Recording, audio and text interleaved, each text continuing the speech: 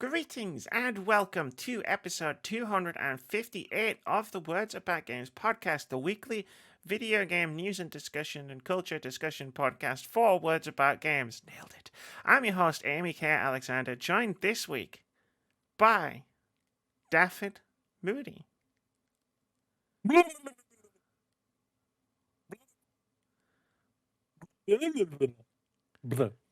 With what's happened in politics this week, you might understand that better than we did. But either way, hello, ladies and gentlemen. I am the glorious one, Devin Mark Moody, here Devin Mark Moody. to please you in great, amazing ways. Because it's Friday, ladies and gentlemen. And everyone else, you know what that bloody means. What does it mean, Moody? What does it fucking mean? It means you get the glorious conversations between me and Amy Kate Alexander talking about the meaningful games out there and holding Ubisoft to account, unlike everyone else does. Indeed. Indubitably. But we're starting with games, Amy. Games. It's like E3. It's like, what the hell? Who knows? But it's only 27th. 28th. There's some people who star in this podcast who shall remain nameless, who make comments about the lack of games on the games podcast. So I put the games at the top of the games podcast, and this unnameless person better talk about the games in this games focus podcast, or else. How you doing anyway? I haven't actually asked you yet. How you doing? Well, I had a long week. I've had three units to hand in this week, and I've only handed in 2 of them. But I don't have to worry about it. One of them I'm almost done, so a couple of tweaks, and then I'll be handing that one in probably tomorrow and everything like that, and then it'll be all good. And then I'm going to take the week off, Amy. I might go into hibernation, so you might need a new partner next week. Not happening. I'm hibernating, Amy. It's next week's podcast. We're going to be doing all our E3 speculation. So if you want, you can skip that episode. I highly recommend against it. It means I have to think about what's coming and what I think might come. You've never put any thought into any of these things before. Why start now? That's true. Like, we all know what's number one, ladies and gentlemen. That's Dino Crisis Remake. At long last, Capcom is going to satisfy me in the way that they satisfy Resident Evil fans.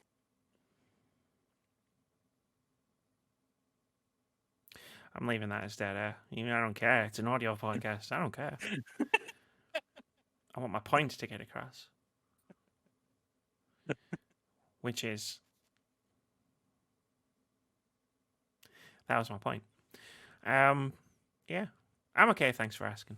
Oh, I forgot. How are you, Ian? I hope you are well. I hope you've had a great week as well. I hope you've been bold. I hope you've seized the moment. I'm alive. Like that. Does that count? Like, I was nearly dead in the last podcast. I received messages.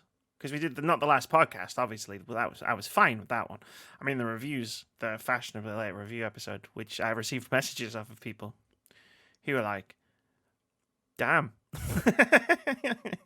that vaccine really fucked you up. And I was like, is it that noticeable? Oh, shit, I thought I got away with it. Apparently, I didn't get away with it. Yeah, I was carrying that episode on Monday, ladies and gentlemen. I was carrying it, and all I was doing is hosting the bugger and asking questions. I don't remember anything I said. I haven't had any. Oh my god! I haven't had any angry emails or like messages or anything off for angry Returnal fans. So I think I'm okay. Like, I think I'm in the clear. But maybe next time I get the vaccine, if I'm supposed to be on a podcast, I might just book someone else. I will just take that day. We'll take that day off. That's not how the Force works, man. That's how the Force worked in the Rise of Skywalker. Don't talk to me about Rise of Skywalker. You don't want this podcast to turn into that. But it worked perfectly in The Last Jedi, ladies and gentlemen. It did.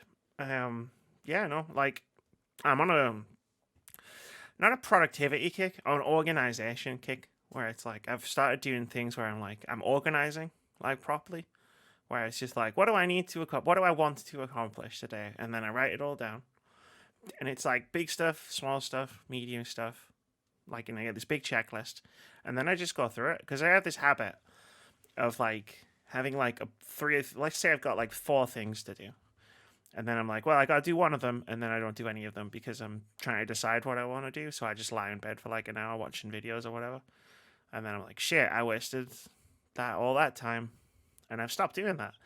And the fruits of this labor are starting to pay off because I got 2.5 videos edited in today.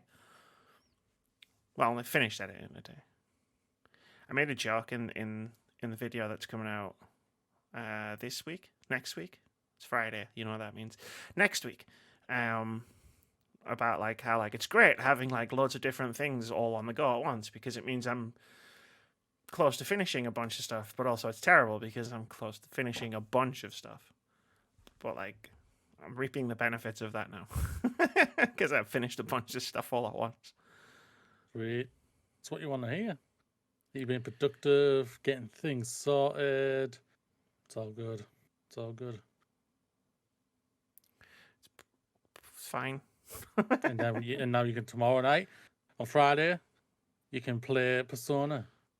Yeah, I'm gonna do that. It over at twitch.tv/wordsaboutgames, ladies and gentlemen.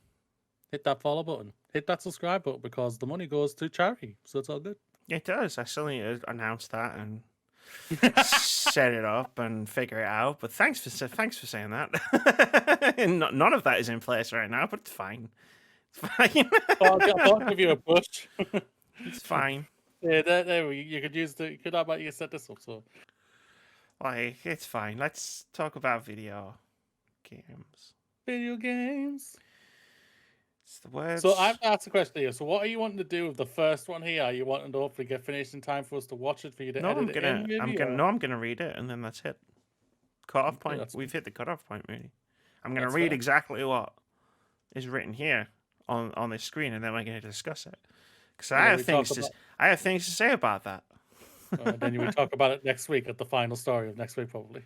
Just because you want to be spiteful. Just never going to talk about it. Oh, you just not even going to talk about it. Not going to acknowledge it. But like, you don't want to do E3? Well, fuck you. I want a respectable time to watch. This is what happens. All right, go on. In this week's episode, we discuss the fact that someone did not get the memo and E3 has started early, with reveals surrounding Dragon Quest and Pokemon, rumors of a new Switch model, and Final Fantasy games. There's timestamps in the description below the video on YouTube and also wherever you get your podcasts in an audio format. If that's how you decide you want to watch them, you don't watch things that you listen to. If that's how you decide you want to listen to them, you can get the podcast on Anchor, Spotify, Apple Podcasts, Google Podcasts, and some other places I've never heard of before. But if you use them, cool, that's great. People do because I can see the analytics. So I know you use them. And one day I'll figure out what other is. I don't know what other is. There's an analytic for like places people listen to the podcast on Anchor, and one of them is other. And I'm like, what's other? What's other? Where's other? Like, you've got all the other platforms listed here with the percentages. So what the fuck could other possibly be? Where are you putting my podcast, Anchor? You're like Manny Sinton on the end of season 2 of How I Met Your Mother. Tell us about what? Tell us about what? Tell us about what? Tell us about what? Tell us about what? Where's other? Where's other? Where's other? That needs to be moved. Yeah. That needs to move. So you're just like, where's other? Where's other? Where's other? Where's other? Where's other? Where's other? That's one of Tell those. us about what? That's one of those clips I've got in my head where it's like I'm gonna use that on a highlights video or a retrospective or an essay or something at some point. I've just started watching clips of How I Met Your Mother. I haven't watched it at all since the finale because I thought the final season was garbage. I really didn't enjoy it, and the finale just put one hell of a sour note on me. But like there are parts where you just go, they were good. Really good. It was really good. It was really funny. Shame it fell on its face like Game of Thrones final season. Even though I enjoyed the Game of Thrones final season. That's weird. I don't know how to process that. Like, your opinion is valid as mine. You know, we've always said it all the time on the podcast and stuff, but I don't know how to process people who liked. No, I don't know. I don't know how to process the opinion that it was good because Obviously, I have the complete and total opposite opinion. This isn't a Mass Effect situation with nuance. It's just I thought it was bad. I like the big guy, the funny guy who used to stare at Gwendolyn Christie all the time. He was pretty funny. Oh God, that wasn't staring. That was just creepy. And then I think that was it. I think that was literally everything I enjoyed about season 8. The special effects were pretty good. There you go. Let's go. I'll say one thing. I did not agree with who became king. Okay, I'll admit that. That was just stupid. It's just like they were so fucking they were like Stephen Moffat, right, in Doctor Who or Sherlock, where it was just like I have to be cleverer than the source material and surprise everybody. Where it's just like, no, that's not how. If you set things up, follow through, because that's how you make a good story. And then the Tyrion did the thing where it was like, oh, what is it? That's some old stories. All stories are awesome. And I'm like, yeah, it would have been great if you'd told a coherent one. Like, you put this speech at the end of this travesty. Okay. Games, Amy. Games. Video games. Game of Thrones. Don't get me started, right? I think I opened a rabbit hole there, ladies and gentlemen. You did. A deep one. This wouldn't be like our Mass Effect 3 conversation, which is going to be full of nuance. If we had that conversation, I would be your hair would be grey by the time we were finished. But instead, let's talk about the Horizon Zero Dawn reveal, which I put a placeholder for at the beginning of this podcast because it started at 5 p.m. UK time, and we record at 8 p.m. UK time. And I don't know why I checked my watch for that, but I was like, cool, we'll be able to talk about it. I'll put a placeholder in, I'll watch it, and then we'll discuss it. And then I wrote the entirety of the thing here. It started with a 5-hour countdown, lol. Yeah, the reveal wasn't until 10 o'clock tonight. Even I knew that. That's fine. Why is there a 5-hour count? I don't want to fight. What's the point of we've had this discussion. Every time a fucking video game company does this, it's the stupidest fucking thing ever. I hate it so much. It's the same thing as what Ubisoft did last year with Valhalla. Even though the Valhalla one was good because the Valhalla one was it was the artist live drawing the key art for the game. That was cool. Yeah, this is just a series of fucking still images for 5 hours. I'll just go and watch. I'll just paint my wall, right, and I'll just watch it dry. How about that? Because that's just as fucking engaging to me as fucking watching some fucking screenshots. Like, and I'm not really that mad. I'm not, like, whatever. She's not really. She's taking the piss more than anything. I'm taking the piss. It is dumb, but I don't really care that much. I just thought it would be a funny way to start the podcast. It's incredibly irritating that it's literally basically it'll start when we basically finish. Or it'll be finished by the time we finish, basically, around that time, depending on how we go, really. Like, I can't believe we moved the podcast from recording on a Sunday night to recording on a Thursday night, because we were like, hey, the reviews thing makes better sense on a Monday. And most of the news stories we cover come out at the beginning of the week anyway. And then literally everyone in the video game industry was just like, what if we just started doing all our news on Thursday nights? And it hurts. It hurts. Like, are we going to have to move this podcast back? Because this happens every week at this point. Where we have to start the podcast by going, hey, you know that big news that, like, every podcast in the world is going to be talking about? Like, yeah, we'll talk about it next week. So I'm literally just having a look right now, just for the heck of it. So PlayStation right now, their YouTube channel has over 20,000 people watching it. And it hasn't even started yet. Okay. That's amazing. I'm now interested in what it looks like on Twitch.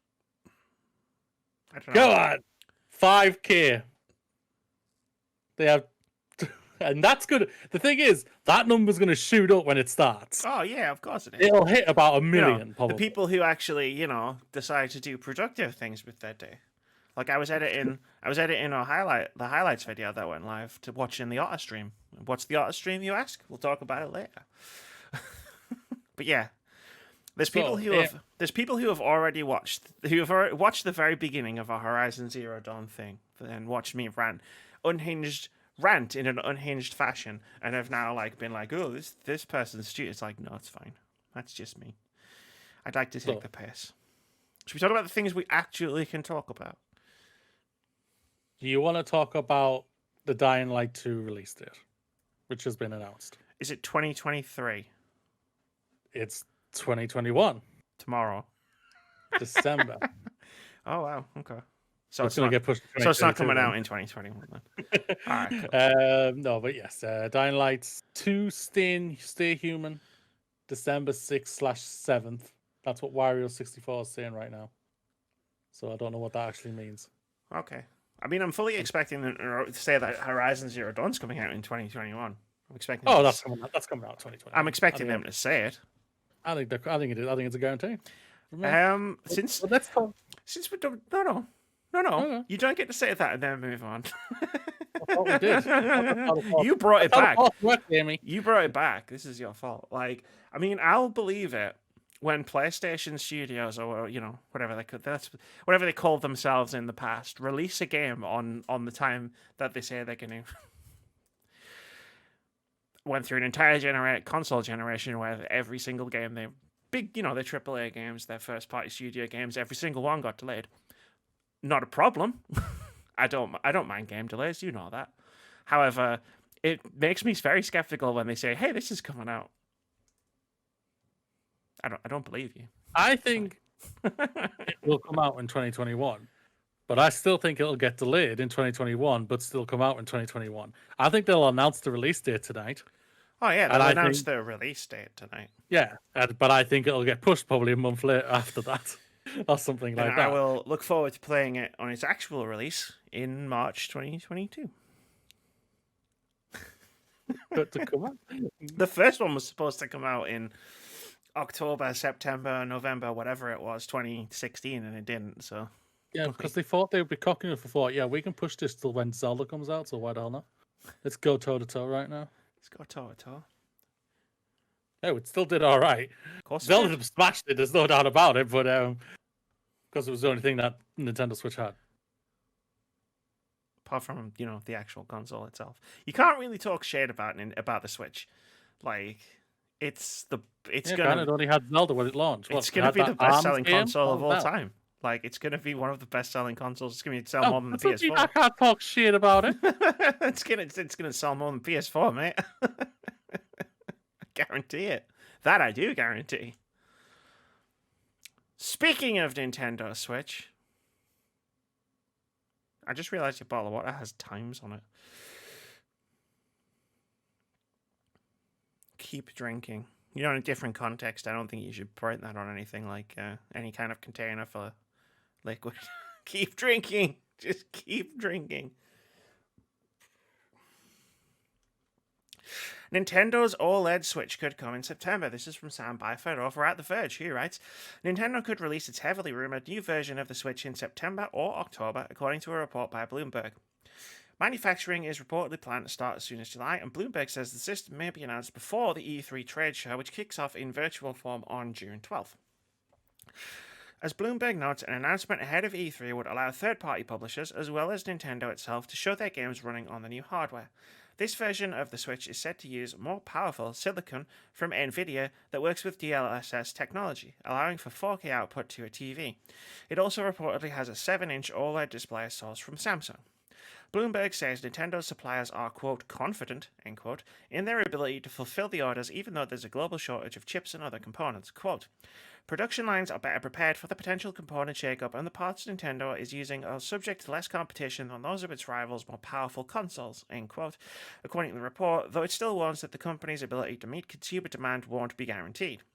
The current model of the Switch has been difficult to find in many regions throughout the past year, with increased demand during the pandemic exacerbated by challenges with the supply chain. What? It's Groundhog Day, really. I'm sure I've read this story before. Probably, I think we have as well.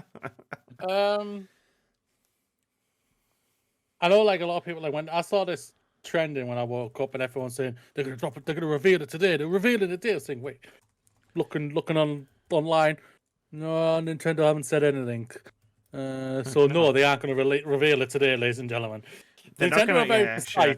when Don't that Nintendo have like this way of communicating with people when they want to talk? It's like something. Uh, what's it begins with a D?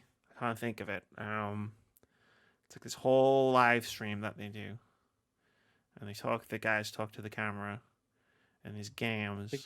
I think it's called a direct. Direct. That was it. Yeah. Come on, guys. Oh, they're gonna drop like that. Might work for Paper Mario during a pandemic, like where they just drop it on Twitter. They're not going to drop an entire fucking console without warning. Like, Yeah, no, they're not. no, of course they're not. Um, Jesus. I've been in a salty mood today, Moody. I don't know Yeah, why. I can see that. Even though you've been very productive as well, I can Here it definitely is. see that. Words About Games podcast, episode 246. Nintendo Switch Pro rumors are doing the rounds again. I found it. What number was that? 246. What number we are now? 258. 12 episodes. So it was 12 weeks ago. Oh, yeah. 12 weeks ago. So 3 months ago, 3 basically. months ago, basically. Damn. All right. Yeah, I think I said it the last time. I'll say it again. It's like a given. This is going to happen and everything. When it is, we'll see and everything. I know Bloomberg is very reliable and everything like that, and I can appreciate them, but it just doesn't feel right that they would drop it at the end of this year. I just feel like maybe the early next year or something. I don't know why. That's just me. They know more than me. I can appreciate that. Well, I go back and forward on this. You may finish your sentence. If you finish your sentence. But either way, I spoke to a friend of ours in his Discord about it with a couple of his people in there as well, saying, would you get one if it is announced and everything like that? I said, probably not. Probably not. It'll probably be maybe a year or two after down the line or something like that. And unless they give me a reason to really go out and buy one and everything like that. And I agreed with one of the people in there, Joanne. If they give us like a Pokemon reason to buy it. This is what I don't understand, right? Like, Pokemon's obviously coming out in 2022. Like, we already knew that. The new one, I mean. And we'll talk about it in a bit. But we already knew it. And I go back and forward on Nintendo doing this. Like, on the one hand, it seems ridiculous to release an updated model in 2021 altogether. Like, supply constraints, they're probably going to have to price it up because the components are like becoming more and more expensive. Like, but on the other hand, like, it's perfect Nintendo because whenever they release anything, they usually artificially constrain the supply anyway. This time they don't have to. This time they don't have to artificially constrain the supply. The supply will be constrained no matter what. So like, they can literally go, oh, it's not our fault. There's shortages of all the chips and stuff. So that's why there's only 12 for sale, and all the scalpers got them, and they're charging £1,000 for them. Would I get one? No, absolutely not. I don't have a 4K display, so what would be the point? You don't need a 4K display to play it, though. Yeah, but I wouldn't. Why would I? I've got a Switch, so the upgrade of the Switch Pro is it does 4K. Like, to me, reading this, like, I understand the argument. I understand where people come from. I'm just like, no, you don't need to buy a new monitor or TV just for playing 4K. No, that's not what I said. I mean, you do because you need a 4K monitor to play 4K, but like, unless they literally mandatory lock it in, saying no, this will only play on 4K TVs, then Nintendo, I'm just gonna say right now, you're fucking stupid. That's not how HD works. But it's like I don't have a 4K monitor, so I'm not getting one. If I ever get a 4K monitor, I'd consider it. But the idea of playing Returnal or Resident Evil Village in 4K appeals to me, right? Or like Horizon Forbidden West, which is coming out later this year / early next year. Like, the idea of playing that in 4K appeals to me because I think those games look breathtaking in 4K. But like, do I need to play Super Mario Odyssey 2 or like Mario Kart 9? Or even, I'll say it, Pokemon in 4K? Like, not really. And these games are going to run fine on my Switch, right? Like, so... Yeah. So, like, I don't see why a lot of people would upgrade. And for me personally, even if I had a 4K TV or a 4K monitor, I look at it and go, but why would I do that? Like, why would I spend probably 400 quid to play Nintendo games in 4K. They look amazing in standard HD because of the way their art style works. But that's a moot point. Lots of people will buy this because that's how consumerism works, and it's cool. And I'm glad for the people who are going to be able to buy this, and maybe people who don't already own a Switch will buy into this for the first time. I just think the timing is really, really dodgy. Like, if the report is true, which there's nothing saying it is, like, I think releasing this in September, October is really dodgy when you could release it early next year with Zelda and Pokemon and, like, really just detonate a megaton. And I agree with hopefully the supply constraints won't be as bad then as well, so people can actually buy them. I always find artificial scarcity such an annoyance because it's like, I want to give you my money for a thing, but you're not letting me. Like, stop it. This isn't funny. Like, it works for me because every time Nintendo release, like, their mini consoles, I love old games, right? But, like, and I know, like, on any other time, I would never want one of those mini consoles, like the NES Mini. But when it comes out, and everybody's, like, talking about it and stuff, and it's, like, it's great. And then I get that FOMO of, like, oh, maybe I could get one because, like, I like all these games. And, like, I don't want to miss out. But then it's never available. So, like, Nintendo's policy of making everything really scarce actually works in my favor because then when I can't get one, I go, okay, never mind. That's fair. I didn't buy the thing I didn't really want to buy in the first place. That's true. So I guess on a personal level, Nintendo's way of constraining all of their supplies of all of their stuff really backfires on them for me. Because if these things were readily available, I would buy them. As like an impulse buy. But because they're not, I don't. It's fine. Speaking of Nintendo, Pokémon Brilliant Diamond, Shining Pearl, and Legends Arceus. Is that right? Yes. Release dates announced. This is from Tom Ivan over at VGC. He writes, the Pokemon Company has announced release dates for a trio of upcoming Nintendo Switch games. DS Remix Pokémon Brilliant Diamond and Pokémon Shining Pearl will be released on November 19th, 2021, ahead of the open world game Pokémon Legends Arceus on January 28th, 2022. Following several leaks, all three games were officially revealed during a Pokémon presentation scheduled to coincide with the franchise's 25th anniversary in February. Originally released in 2006, Pokémon Diamond and Pearl were the first installments in the fourth generation of the Pokémon video game series. Quote, these are faithful remakes of the Pokémon Diamond version and Pokémon Pearl version games, which were released for the Nintendo DS system in Japan 15 years ago. Pokémon Company COO Takato Utsunomiya said when they were announced. As previously reported, the remakes are being developed by ILCA, which also worked on Pokémon Home. The project is being directed by Yuichi Ueda of ILCA and Game Freak's Junichi Masuda, who is the director of the original DS releases. Brilliant Diamond and Shining Pearl take place in the Sinnoh region, and the three starter Pokemon available to players are Turtwig, Chimchar, and Piplup. I love Pokemon names. Chimchar for the win. I love Pokemon names, they're great. Thing is, Turtwig looks so awesome, and then he evolved. Yeah, that was the water guy that I got in Pokemon Sword. Did the same thing. Game Freak's Pokémon Legends Arceus takes place during the early days of the Sinnoh region and appears to be set in a large open area similar to that of The Legend of Zelda Breath of the Wild. The three starter Pokémon available to players are Cyndaquil, Oshawott, and Rowlet. They were brought to Sinnoh by a new professor who had previously explored other regions.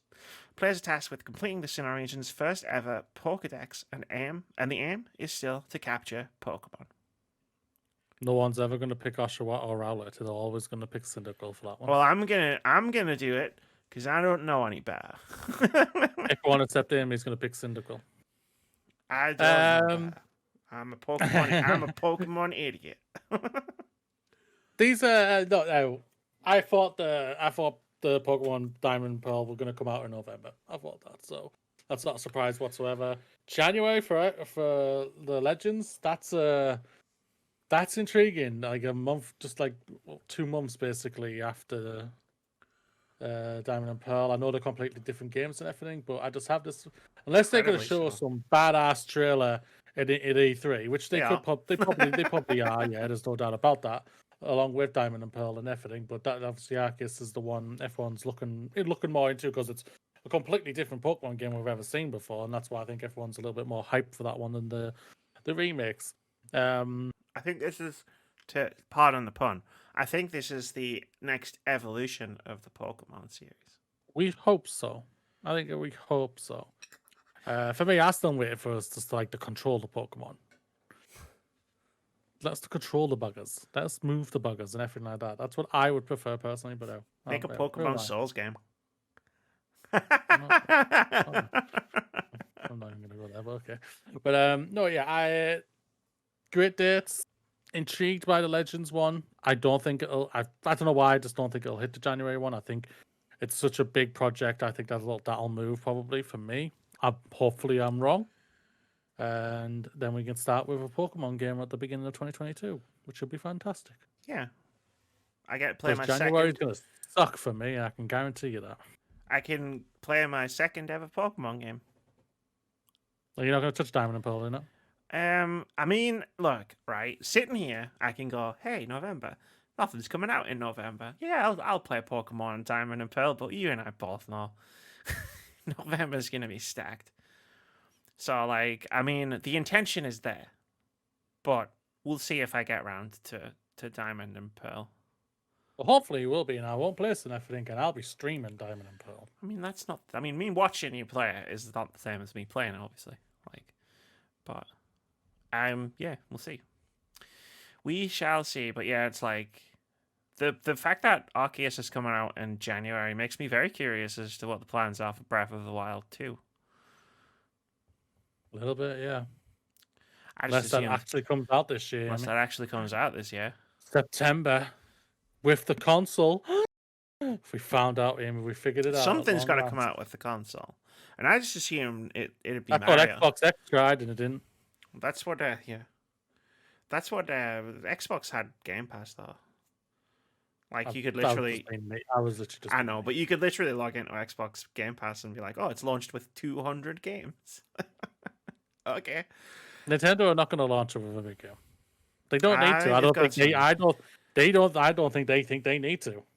Oh, they don't need to. Fucking hell, they don't need to. Like, oh no, they will. No, I don't think so. I think if it isn't Zelda, what do you think? Mario? I think it could be Mario.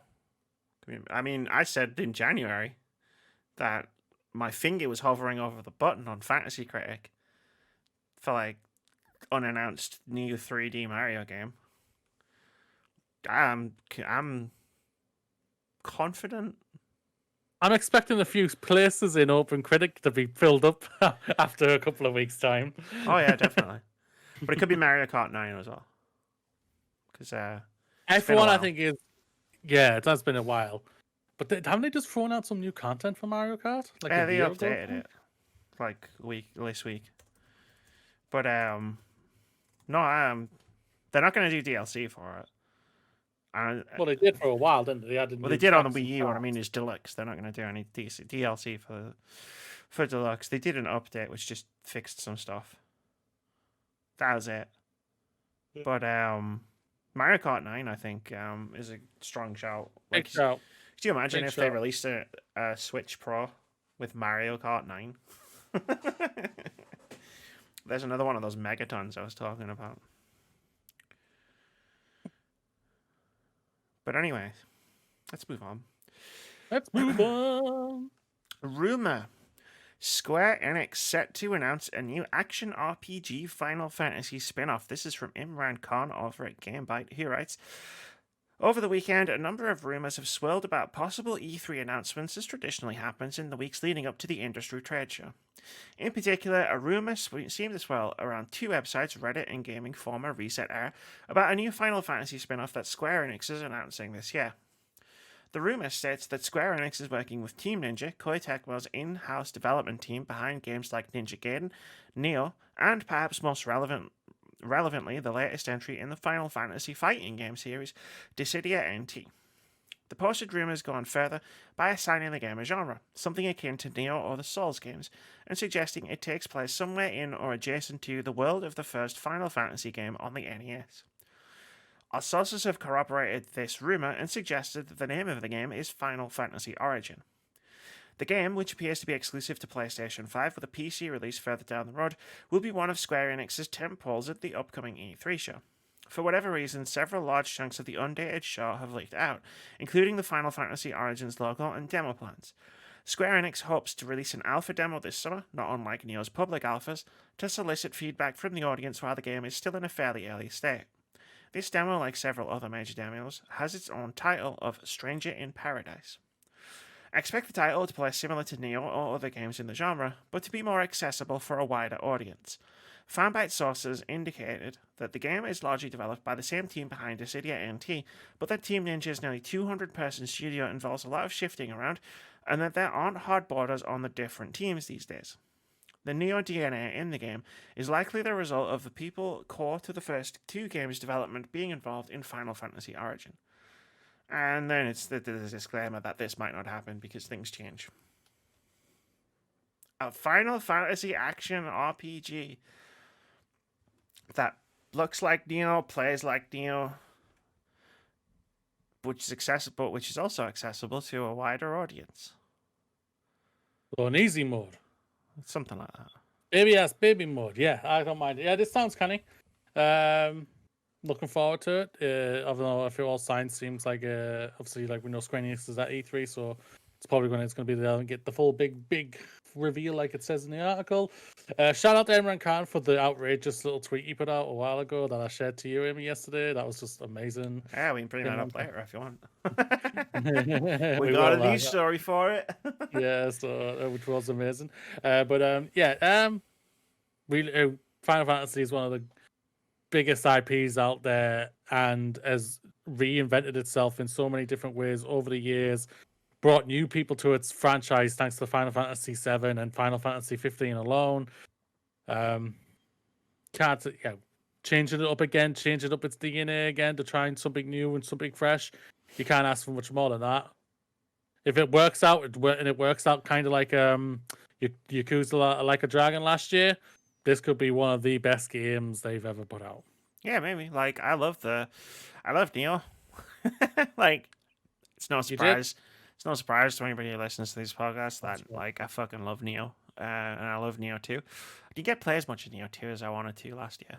Animal Crossing happened at the same time, but either way, I love the game. I love the gameplay, like, and the style of gameplay, like, and if they do this in the same way that Star Wars Jedi Fallen Order was like a more accessible like Dark Souls with the Star Wars IP, which I loved. The ball story, which I didn't. And Final Fantasy Origin. Wow, you threw me off completely. Final Fantasy Origin. Does the same thing with the Neo template. Then yeah, I'm all for it. I'm all for it without the accessibility of a wider audience because I like those kind of games anyway. But it makes sense to not make a Final Fantasy game as hard as a Souls-like. That's just good business. Can you imagine how many pissed off people there'd be if like Final Fantasy Origin came out and it was as brutally punishing as like Neo, and all these Final Fantasy fans who didn't like hard games bought it? Can you imagine how pissed off so many people would be like, what the fuck? I don't like hard games, ladies and gentlemen, so I would be pissed off. I'm dying. Yeah, but you would know better. Yeah, I wouldn't play it. Like, there's a lot of people. There's a lot of people out there who just see Final Fantasy and go, "Oh, cool! I love Final Fantasy VII." Yeah, I kind of did that years ago before I got truly back into gaming.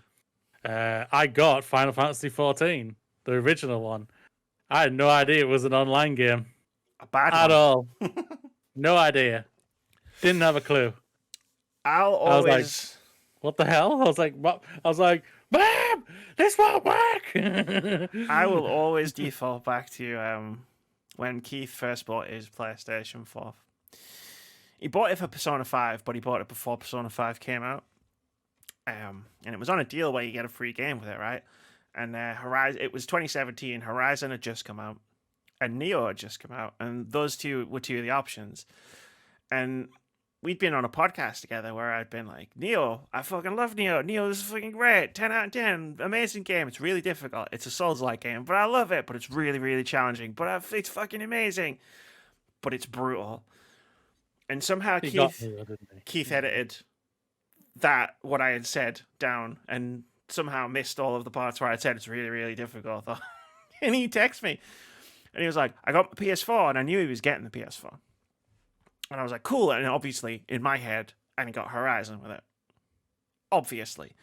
Then I got Neo with it. And I was just like, why would you get Neo with it? Well, you said it was amazing. It's also a Souls-like. Oh, no. So basically, Keith basically did what all the idiots online who watch out for who just care about what the number is, and they just go straight to the bottom of the page of the article just to see what the number is. It's like he was in the discussion. He was on the podcast when I was talking about it, him and Russ both. I guess he just ignored everything I said. He just heard 10 out of 10. And got to the end and it was like, yeah, 10 out of 10. Yeah, maybe. Like, I don't know what happened there. Like, it was funny for me, but like, I bet it was. He kind of wasted his money. Yeah, yeah. Oh, Keith, you fool. Yeah, I felt bad for him, but at the same time, I was like, if you'd actually listen to me, I was gonna say, what happened. Yeah. But you really liked it. Yeah, I really like Bloodborne as well, but you're not going to buy that, are you?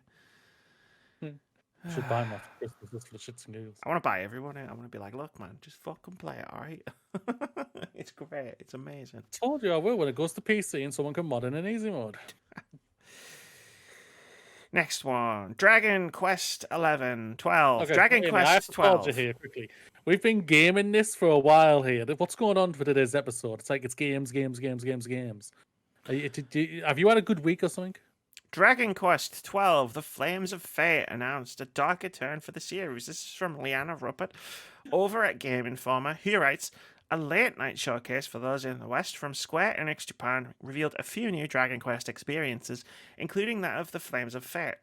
Dragon Quest XII The Flames of Fate has been revealed to celebrate the franchise's 35th anniversary, and it shows off a much darker path for the beloved RPG series. Dragon Quest XII The Flames of Fate is the first main entry into the Dragon Quest franchise since 2017. The latest entry will house a ton of player agency rooted in choices made throughout the adventure that will branch out for the usual mode of storytelling that these games are known for. Yuji Horii, the creator of Dragon Quest, confirmed that the team is not getting rid of commands, but that's about the extent of this particular reveal outside of a logo. But the showcase did frame this particular entry as a Dragon Quest, quote, for adults, end quote. Never mind that Yakuza is pretty much exactly that. We'll take any creative leaps that the team wants to make. Give me Dragon Riding Quest 12 Flaming of Fates now. It'll be my first Dragon Quest game that I've ever played. I'm going to give it a crack. I love RPGs, but I've never give the Dragon Age game quests a chance or anything like that. And I'm going to give this one a chance. Hopefully, it'd be nice if it's this year, but I'm guessing it's going to be probably early next year, maybe. It'll be next year, I would have thought.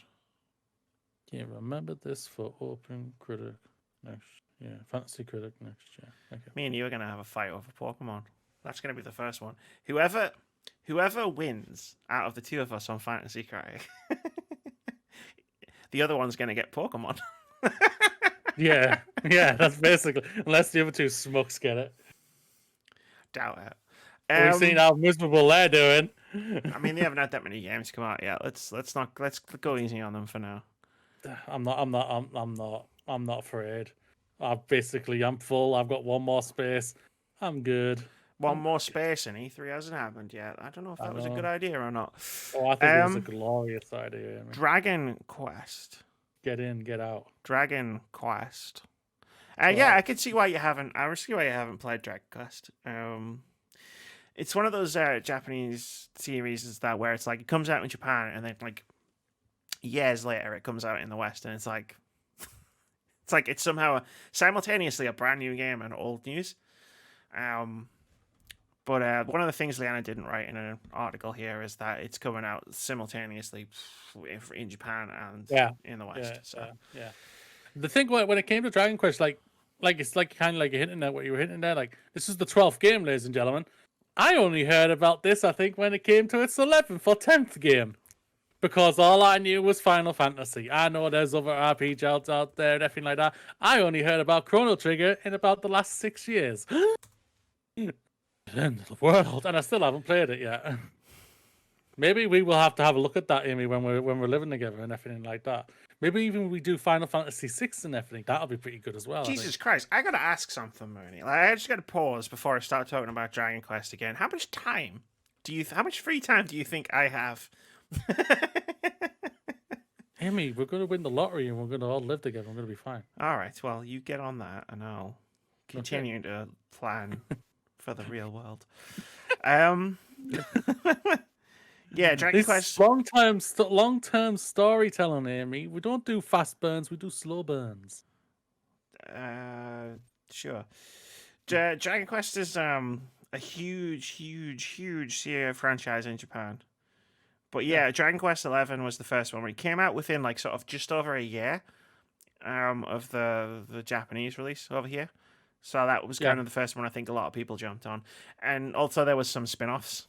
There was some like Koei Tecmo action spin-offs as well, which sort of got the brand name out there for people who weren't already in it, didn't already know about it, weren't invested in it. It's like Dragon Quest 11 was like a smaller version of what Persona 5 did for the Persona franchise, where it's just like, hey, enough people knew about Persona before Persona 5 came out that like the hype. I didn't even know about Persona until Persona 4. Yeah. Like, everybody who knew people who played video games a lot knew one person who liked Persona. And that's how the hype spread for that. And it's sort of the same with Dragon Quest, where I think Dragon Quest 12 will get there and it's the best-selling Dragon Quest entry in the West because enough people have played or have heard of Dragon Quest 11 that foundation's been built. Yeah. It doesn't help. It does help that it's on Game Pass as well. Oh, like I think, do I have it installed on my PC? Like, I think I said I installed it, but I just haven't got round to it. I have a dim memory of you saying you were going to play it at the beginning of the year at some point. I feel like you said that before. Then my world went all upside down at the beginning of January. No shit. I just have this dim recollection. Oh, yeah, I know. I'm not saying you were meaning shit whatsoever, yeah. There's a reason why I completely forgot about it. And like, I think I'm probably never going to try it. I'll probably literally just going to say, just wait until the next one, give the next one a crack, and then go all hardcore into that. I would imagine it would be a game you would stream, and I'm thinking about it, and it's like you've still got most of Mass Effect 2, all of Mass Effect 3, then probably all of Mass Effect Andromeda. Like, I think we're in a foot race right now. I'll be interested to see what happens first. Do you finish all of the Mass Effect games before I finish Persona 5 Royal? Fuck yeah. Because I feel like they're about the same amount of investment, like time investment, like where you're up to in Mass Effect versus Persona 5 Royal. So I'll be interested to see who finishes first.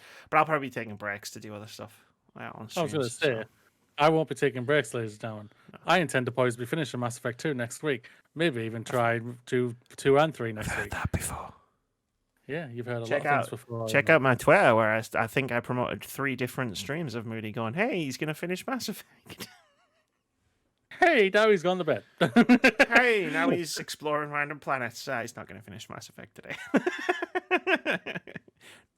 No problem with that. I did after we recorded the podcast, though. I remember. Wait, I've gone live again? Why have I gone live? Anyway. Sega has officially confirmed the Sonic Colors remaster. This is from Chris Scagliano over at VGC, and I just want to thank Chris over at VGC. I went to 12 different news outlets to find there's 3 announcements, basically, in this news story. I had to go to 12 different news outlets before I found the 3 of them in one news article.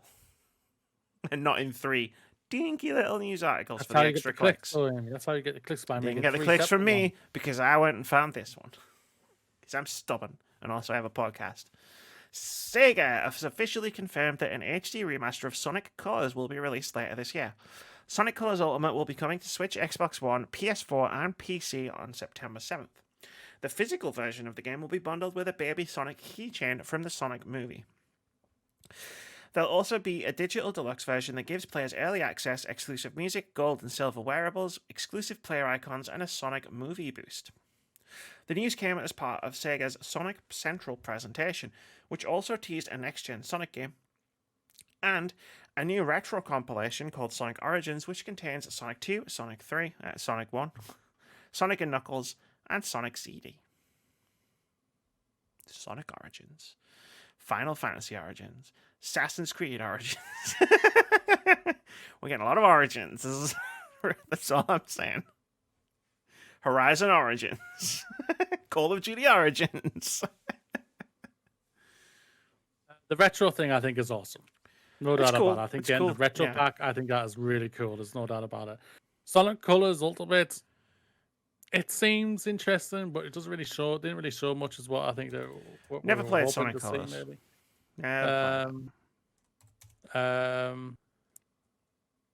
The tease at the end, though, was literally the biggest cock block that I've ever seen. That we have one more thing, and that one thing was literally just Sonic just running through a forest. Sonic's running. Okay, cool. Yeah, good shit. That's it. Nothing more. It was just like, wait, what? Seriously? Okay, but no, yeah. If you're a Sonic fan, this is mega for you, no doubt about it. Especially with the retro games as well. So, clicking around for 60 seconds on Google, Sonic Colors does seem to be a liked Sonic game amongst the Sonic fans, which is cool. Yeah. I liked Sonic Forces. I didn't love it, but I thought it was okay. Fixer got mad at me because because he always insisted on scores on reviews, and I gave it the same score as Assassin's Creed Origins. What did you give that? 7 out of 10. So that's why you stopped doing the scores. I think that's why I got fired for not liking Assassin's Creed. I didn't. Just for anybody takes that and runs with it, I did not get fired for not liking Assassin's Creed. I didn't get fired at all. I'm just gonna throw that out there. Walked out. Don't start trying to start drama, Mooney, where there's no drama to be had. I will probably play Sonic Origins. I'm not gonna lie. I have fond memories of those. Sonic games. Mm-hmm. Even Sonic CD. My next neighbor had a Mega Drive Mega CD, and they had that and Dune. There was a Dune game on it. It was bad. It was really bad. Hopefully the new film will be really good. I hope so. Let's keep the game train rolling. It's time for the NPD April 2021 placeholder, apparently. Guess I shouldn't have probably deleted that word. It's the time of year where there's two that are going to come really, really quickly, back to back. Because I'm getting this one, and then we're getting the next one before E3. Because of the way the NPD works. But we have the top 10 best-selling games of April 2021. And number 1, MLB The Show 21. And number 2, Call of Duty Black Ops Cold War. Number 3, New Pokemon Snap. Number 4, Outriders. Number 5, Nier Replicant. Number 6, Mortal Kombat 11. Number 7, Monster Hunter Rise. Number 8, Returnal. Number 9, It Takes Two. Number 10, Mario Kart 8 Deluxe. Of note there, we'll talk about the games and where they landed and how cool they are, whatever. Of big note there is It Takes Two shot up the charts in its second month on sale. Not down like everybody else. It went... Yeah, it shot right up. That just kind of makes me think that it's come out the end of a month or something for it to miss the March one. I think a lot of people didn't know what it was, and then it's one of the best reviewed games on OpenCritic of 2021. I was going to say, it's arguably one of the best games that have come out this year. I know we haven't finished it yet, and we've still got, and there was a certain story problem that we had a problem with, but still one of the best games I've played this year. I can't deny that for me personally, but yeah, that's kind of a surprise. There's no doubt about it. Not surprised that Mario Kart's still there. It's like GTA. It's like a bad smell. It just No, it won't is go away. GTA. It is the new GTA. So Yeah, Mario Kart 9 comes out. good to see Monster Hunter Rise still there. Like for us, I think it's like top 3 games of this year. Yeah, that game so I far. actually did like. Yeah, Nier Replicant. I know that's your favorite game this year so far, if I remember rightly. Pokemon Snap. Not surprising. Pokemon game. They're always going to do good. Nintendo game, right? It's not even like it's a Switch game. At this point, it's a Switch game. It's gonna be up there, right? And MBL and MLB The Show. That Xbox Game Pass gave them a lot of goods. Imagine PlayStation. This is what happens when you put your game on other platforms. Basically, yeah. You'd sell more of them. Yeah. That's why we're going to see Uncharted 4 on PC. Yeah, I can't wait to see that. Yeah, we'll get to that. Yeah, I like it. Congratulations to all the games. Congratulations. The fact that Nier Replicant hit the top 10, like, because I remember we read that news story from we read that interview with Yoko Taro on the podcast a few weeks ago where he was like, yeah, this isn't gonna sell. Like you remember, right? Where it's like no one's gonna buy this. I was like, people have bought it. That's great. It's a phenomenal game. There's the episode of Fashionably Late Reviews where I went on about it for half an hour. I fucking love it. It's tremendous. Like we rent our AAA games for the most part, and like even though I'd finished Ending E and I'd done everything in that game, like sending it back was still quite difficult because I was like, I don't want to get rid of it though. Like I just want it to be there, like a comfort blanket, just there, and I know it's there. Yeah, MLB The Show, awesome. I wish for my fantasy critic though, I wish that the review score had followed the sales. But hey, what can you do? And Returnal is up there too, top 10. It's pretty cool. Outriders still as well. Outriders did something interesting. Well. Outriders has done something interesting too, which we'll talk about in a sec. Look at Housemarque. A top 10 best-selling of Game of the Month. That's pretty cool. That's pretty cool. Being the last generation, they were the Resogun studio. Now they're the best game. Now they're legitimately up there mixing it with the big boys. The top 10 best-selling games year to date. Number 1, Call of Duty Black Ops Cold War. Number 2, Super Mario 3D World. Number 3, MLB The Show 21. Number 4, Monster Hunter Rise. Number 5, Marvel's Spider-Man Miles Morales. Number 6, Outriders. Number 7, Assassin's Creed Valhalla. Number 8, Mario Kart 8 Deluxe. Number 9, Minecraft. Number 10, Animal Crossing New Horizons. Outriders went up that list. Yep. We never see games go up that list. No, we don't. They normally go down, apart unless you're GTA. Going back up. GTA just goes both directions. Yeah, and Mario Kart. Sometimes that goes both directions as well. But it's congratulations to all of them and everything like that. Miles Morales standing strong and everything. Monster Hunter Rise strong. Super Mario great. Can't ask for much more there, man. It's all good. It's all good, yeah. Shame like Nier Replicant or Returnal didn't quite make it into the top 10, even if just for 1 month. But everybody's got to buy that Minecraft, apparently. Even though it's on Game Pass. Yeah, I'm starting to try and figure out now because we're almost halfway through the year, right? I'm trying to figure out now where that cutoff line is. Like, what are the games that aren't going to be there by the end of the year? And I'm looking and I'm thinking, I wonder if the cutoff line is Outriders. So you get five more new games, like new release games throughout the year that go in there.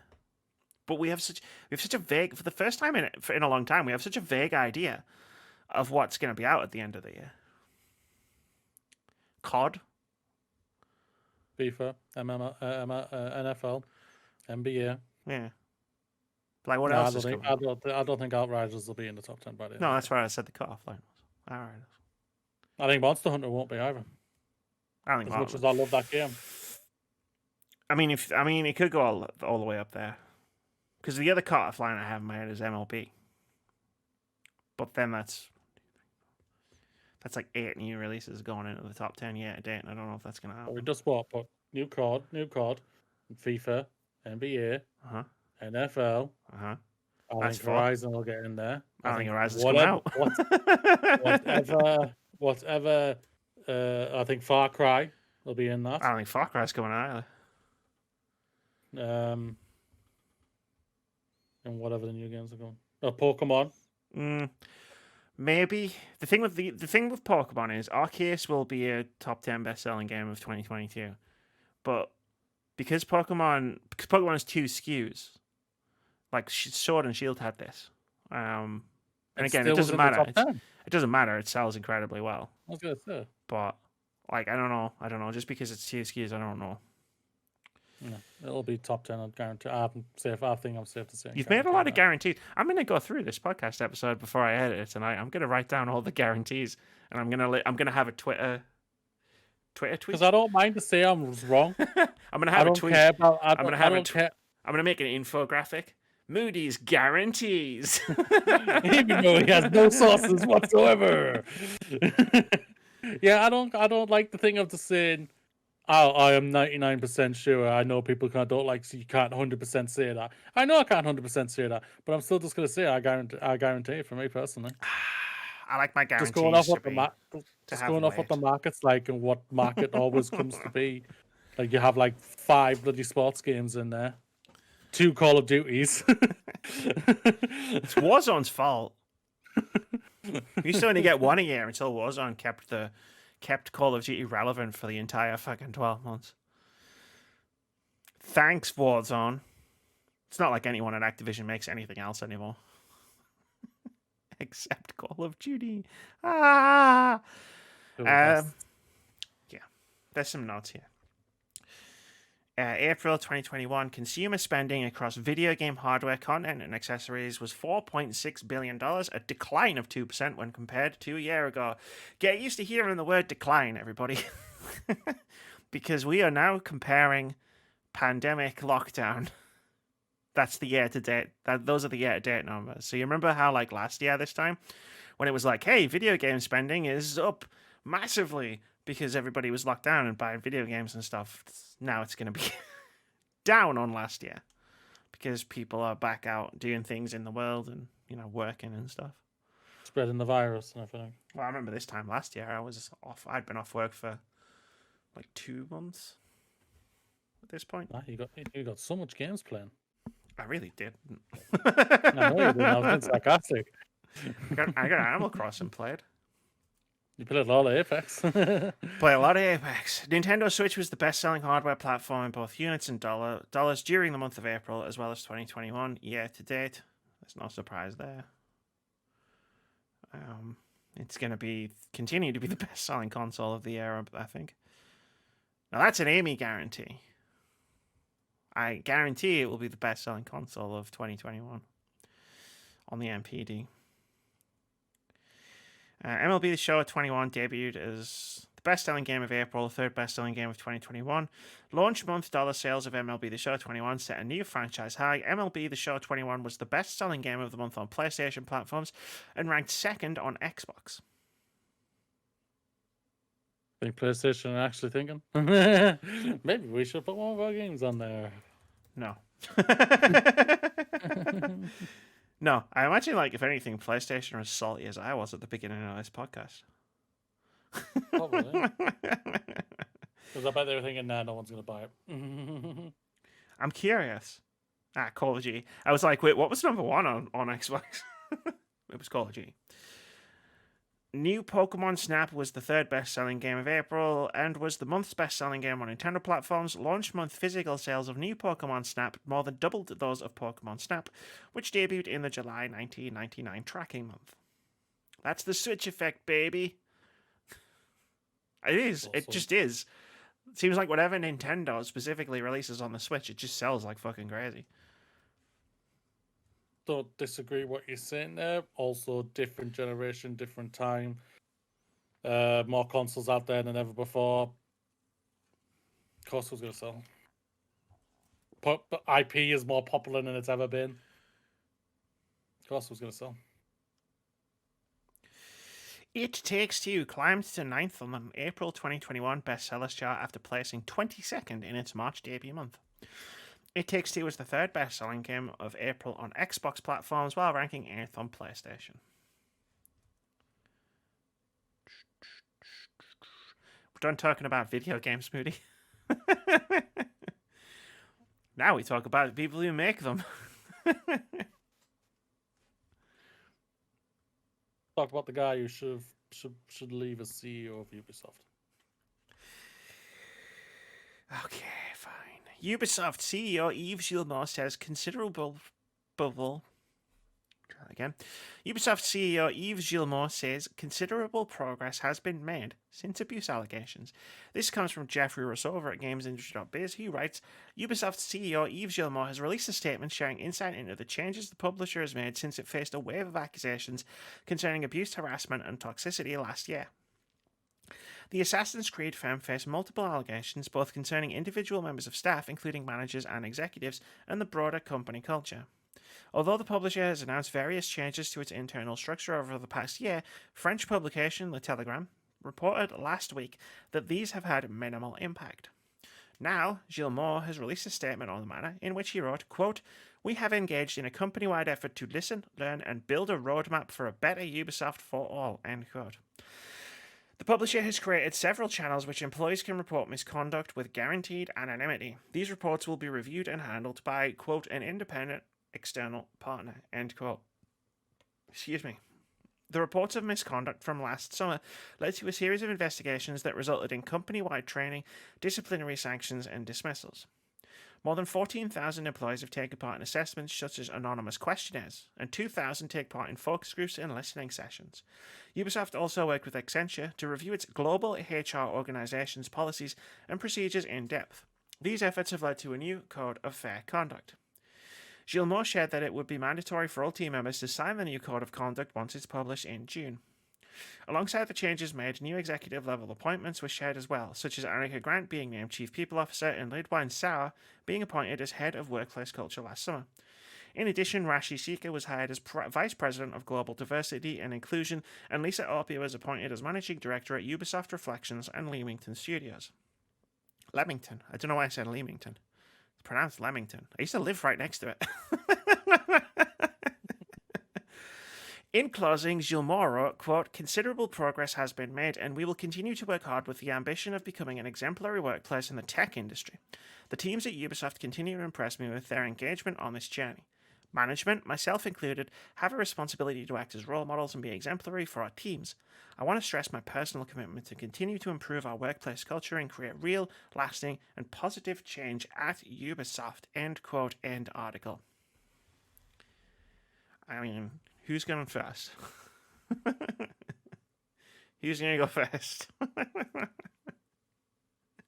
All I'm just going to say is this.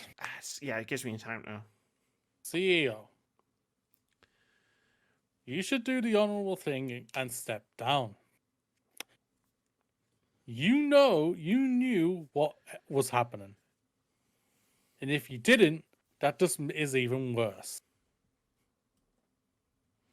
You need to step down. No one in the industry believes you.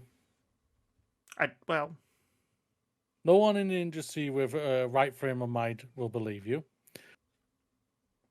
And has actual high morals and everything. You're a lying, devious little man who has too much power. And I'd rather believe the paper right now. And I know I'm not the biggest fan of news journalists either. So that's how below I have to go here. I don't believe any of this crap personally. I hope things are changing, but going off the report of the Telegram, it is not. And that you've actively moved smaller people who have been doing dickish things to other roles instead to get them out of the fire just because they weren't the faces of that we knew of like Assassin's Creed and the Far Cry's and everything else. This company is, like Amy said last week, you can play these games, you can even review these games, but you still need to hold this company to account. We're talking about content creators and journalists here, not Joe Public. I should just point out. Yes, I was just about to say that, but Amy jumped her gun. But it's all right. She keeps me on the straight and narrow. This company needs a huge wake up call, and sadly, it's probably not going to happen. I hope I'm deeply wrong here, and a huge wake up call will happen because what was revealed last year hasn't hurt them at all. Their reputation might be hurt, but that doesn't mean anything to a customer and everything like that. And you need to come out. We need to come together and try and sort something where, that they are held accountable. And this guy here needs to be held accountable the most. That's my 2 cents. Cool. I'll give mine. One, they had a wake up call. It happened last year. Everything that's happened is the result of that wake up call. Like I don't think they've had a big enough one. Of course not. This was the wake up call. What are we gonna do? Are we gonna have another expose? What's that gonna do? Like that's when you get into Vass's definition of insanity. Like what's gonna happen? A bunch more people are gonna say, "Hey, Ubisoft's still a shitty place to work," and everyone's just gonna go, "Yeah, but Far Cry 6 looks pretty good." Like, welcome to the games industry. Like, this is how it goes. It took. That's why I say they haven't had their wake up call, because they're getting away with it. Like they're going to keep getting away with it. That's why I say they haven't had their wake up call. I try to be the optimist as much as possible. Like I try not. No, you don't. I do. Shut up. No, you don't. You're the most pessimistic person I know. That's not true. Jesus fucking Christ! I know some of the people you know. That's not true in the slightest. I try not to be cynical about as much as possible. And nothing's going to change this. And you can laugh at me all you want. It's like, it's true. Like, just because I know the truth about how this works. I'm not laughing at you. I'm laughing at what I said.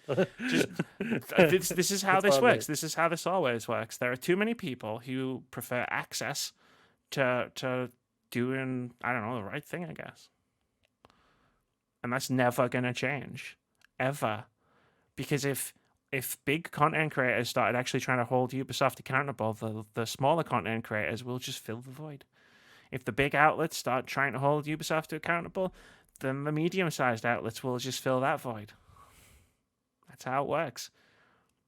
You'll never get unified action on this, which means that the best possible outcome that we could have hoped for was this. Because again, you could have another explosion of allegations about Ubisoft tomorrow, and it wouldn't move the needle at all. And I believe every word Yves Guillemot says here, because what I realized was, as I was reading it out loud, is all of the things that are listed in this article that are changes that he's talking about, they were all in the Telegram last week. He's not actually presenting any new information in defense of his company or the way he's running his company. So I go back to that Telegram article and I read the things from the people who are actually inside Ubisoft and the things that they were saying about how these initiatives have worked. And that's my takeaway from it.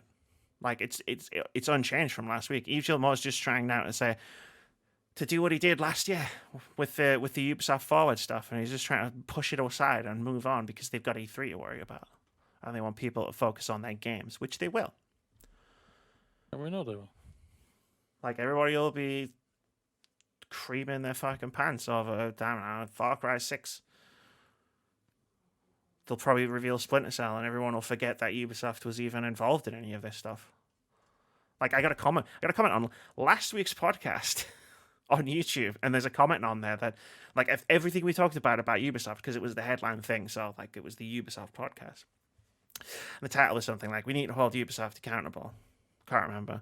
And there's a comment on there which is just, they need to announce Splinter Cell at E3. And I was like, okay. Well, okay. That's where we're at. It doesn't matter. It matters to me, and it matters to the people who are abused and hurt by this company. It matters a great deal. I agree, but that's what I'm saying. It doesn't matter. That's why the thing hasn't been that big of a deal. Because it doesn't matter to everybody, for the majority of the people and everything like that. It matters to you, it matters to me and everything. It matters to like Jim Sterling, who freaking calls them out all the time. It matters to but all of us are nothing compared to the big outlets who do not nothing, and that's the thing that always gets me aggravated. Like when we were talking about the IGN story last week, I agreed with what you were saying and everything like that, but at the same time, I had little sympathy for them.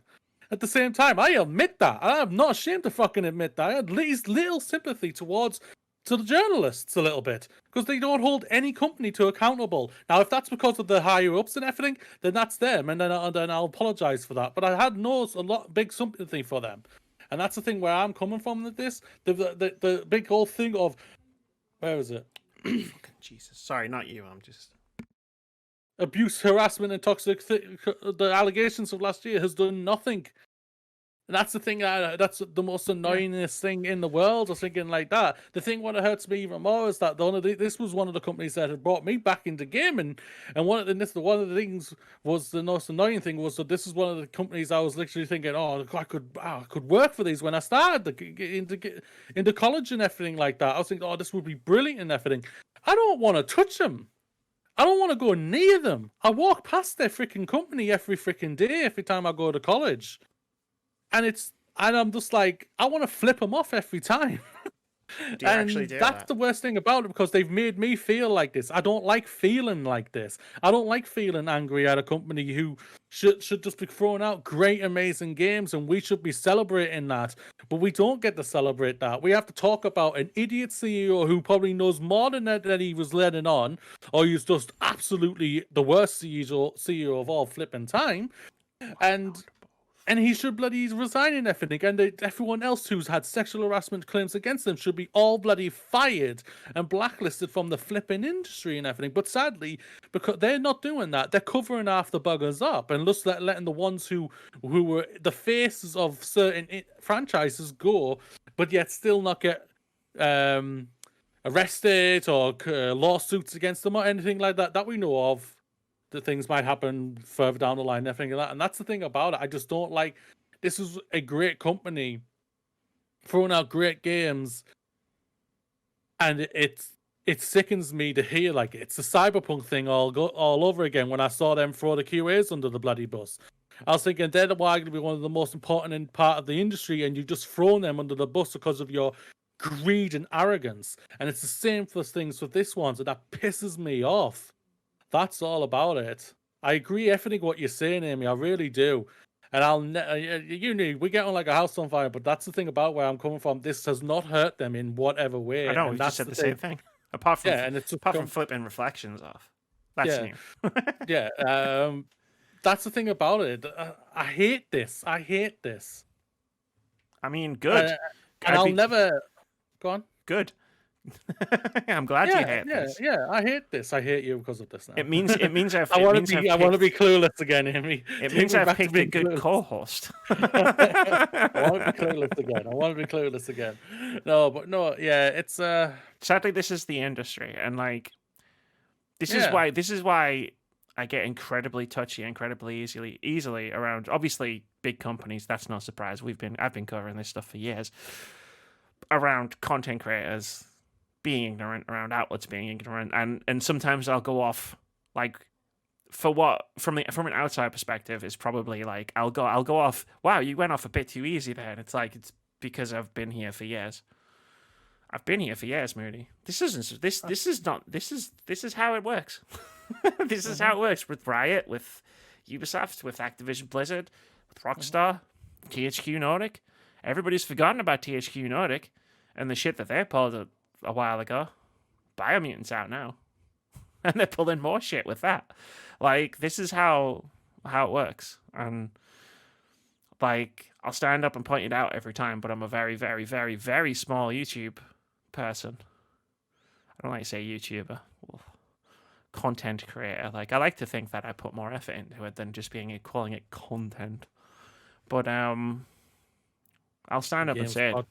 Games podcaster. I'll stand up and say it every time. But we will stand on that hill with our swords out and die together and everything. I will happily stand up there with you. We're gonna die on the hill together. Yeah, but that's the thing about it. I think it's like I've said on many occasions and everything like that, and I'll bring it up even when we talk about the Mass Effect, when we talk about it probably next week or the week after. I just came back into the industry, like in 2013, really. That's when my whole world changed and everything. Oh my god, E3? What the fuck is E3 and everything like that? And I saw all the conferences, loved all of them, even though the Microsoft one was nothing but TV, games, TV, and everything like that. And then whatnot. I was still hyped because I was thinking, this is amazing. I did not know this was here and anything like that. Ubisoft, you had a great conference. EA, you had something. But PlayStation, oh my god, you did the 1-2 punch and everything. Along comes Amy and ruins the whole thing. And everything. And I was just like, I think it's just like more the realization like of me, like, I know I didn't know anything. Well, I really didn't know anything. And I feel that's the thing. I think I'm ashamed of myself a little bit of the part of that. These people have suffered because of this. And only us, a small outlet, and there are other people I know like that. And like there are the biggest one I know, and content creators out there who do this, who talk about this stuff. Fun? There are journalists and content creators out there who talk about this stuff, obviously. But it's not in the big ones, though. That's what I can tell. Oh, no. I might be wrong there. Oh, God, no.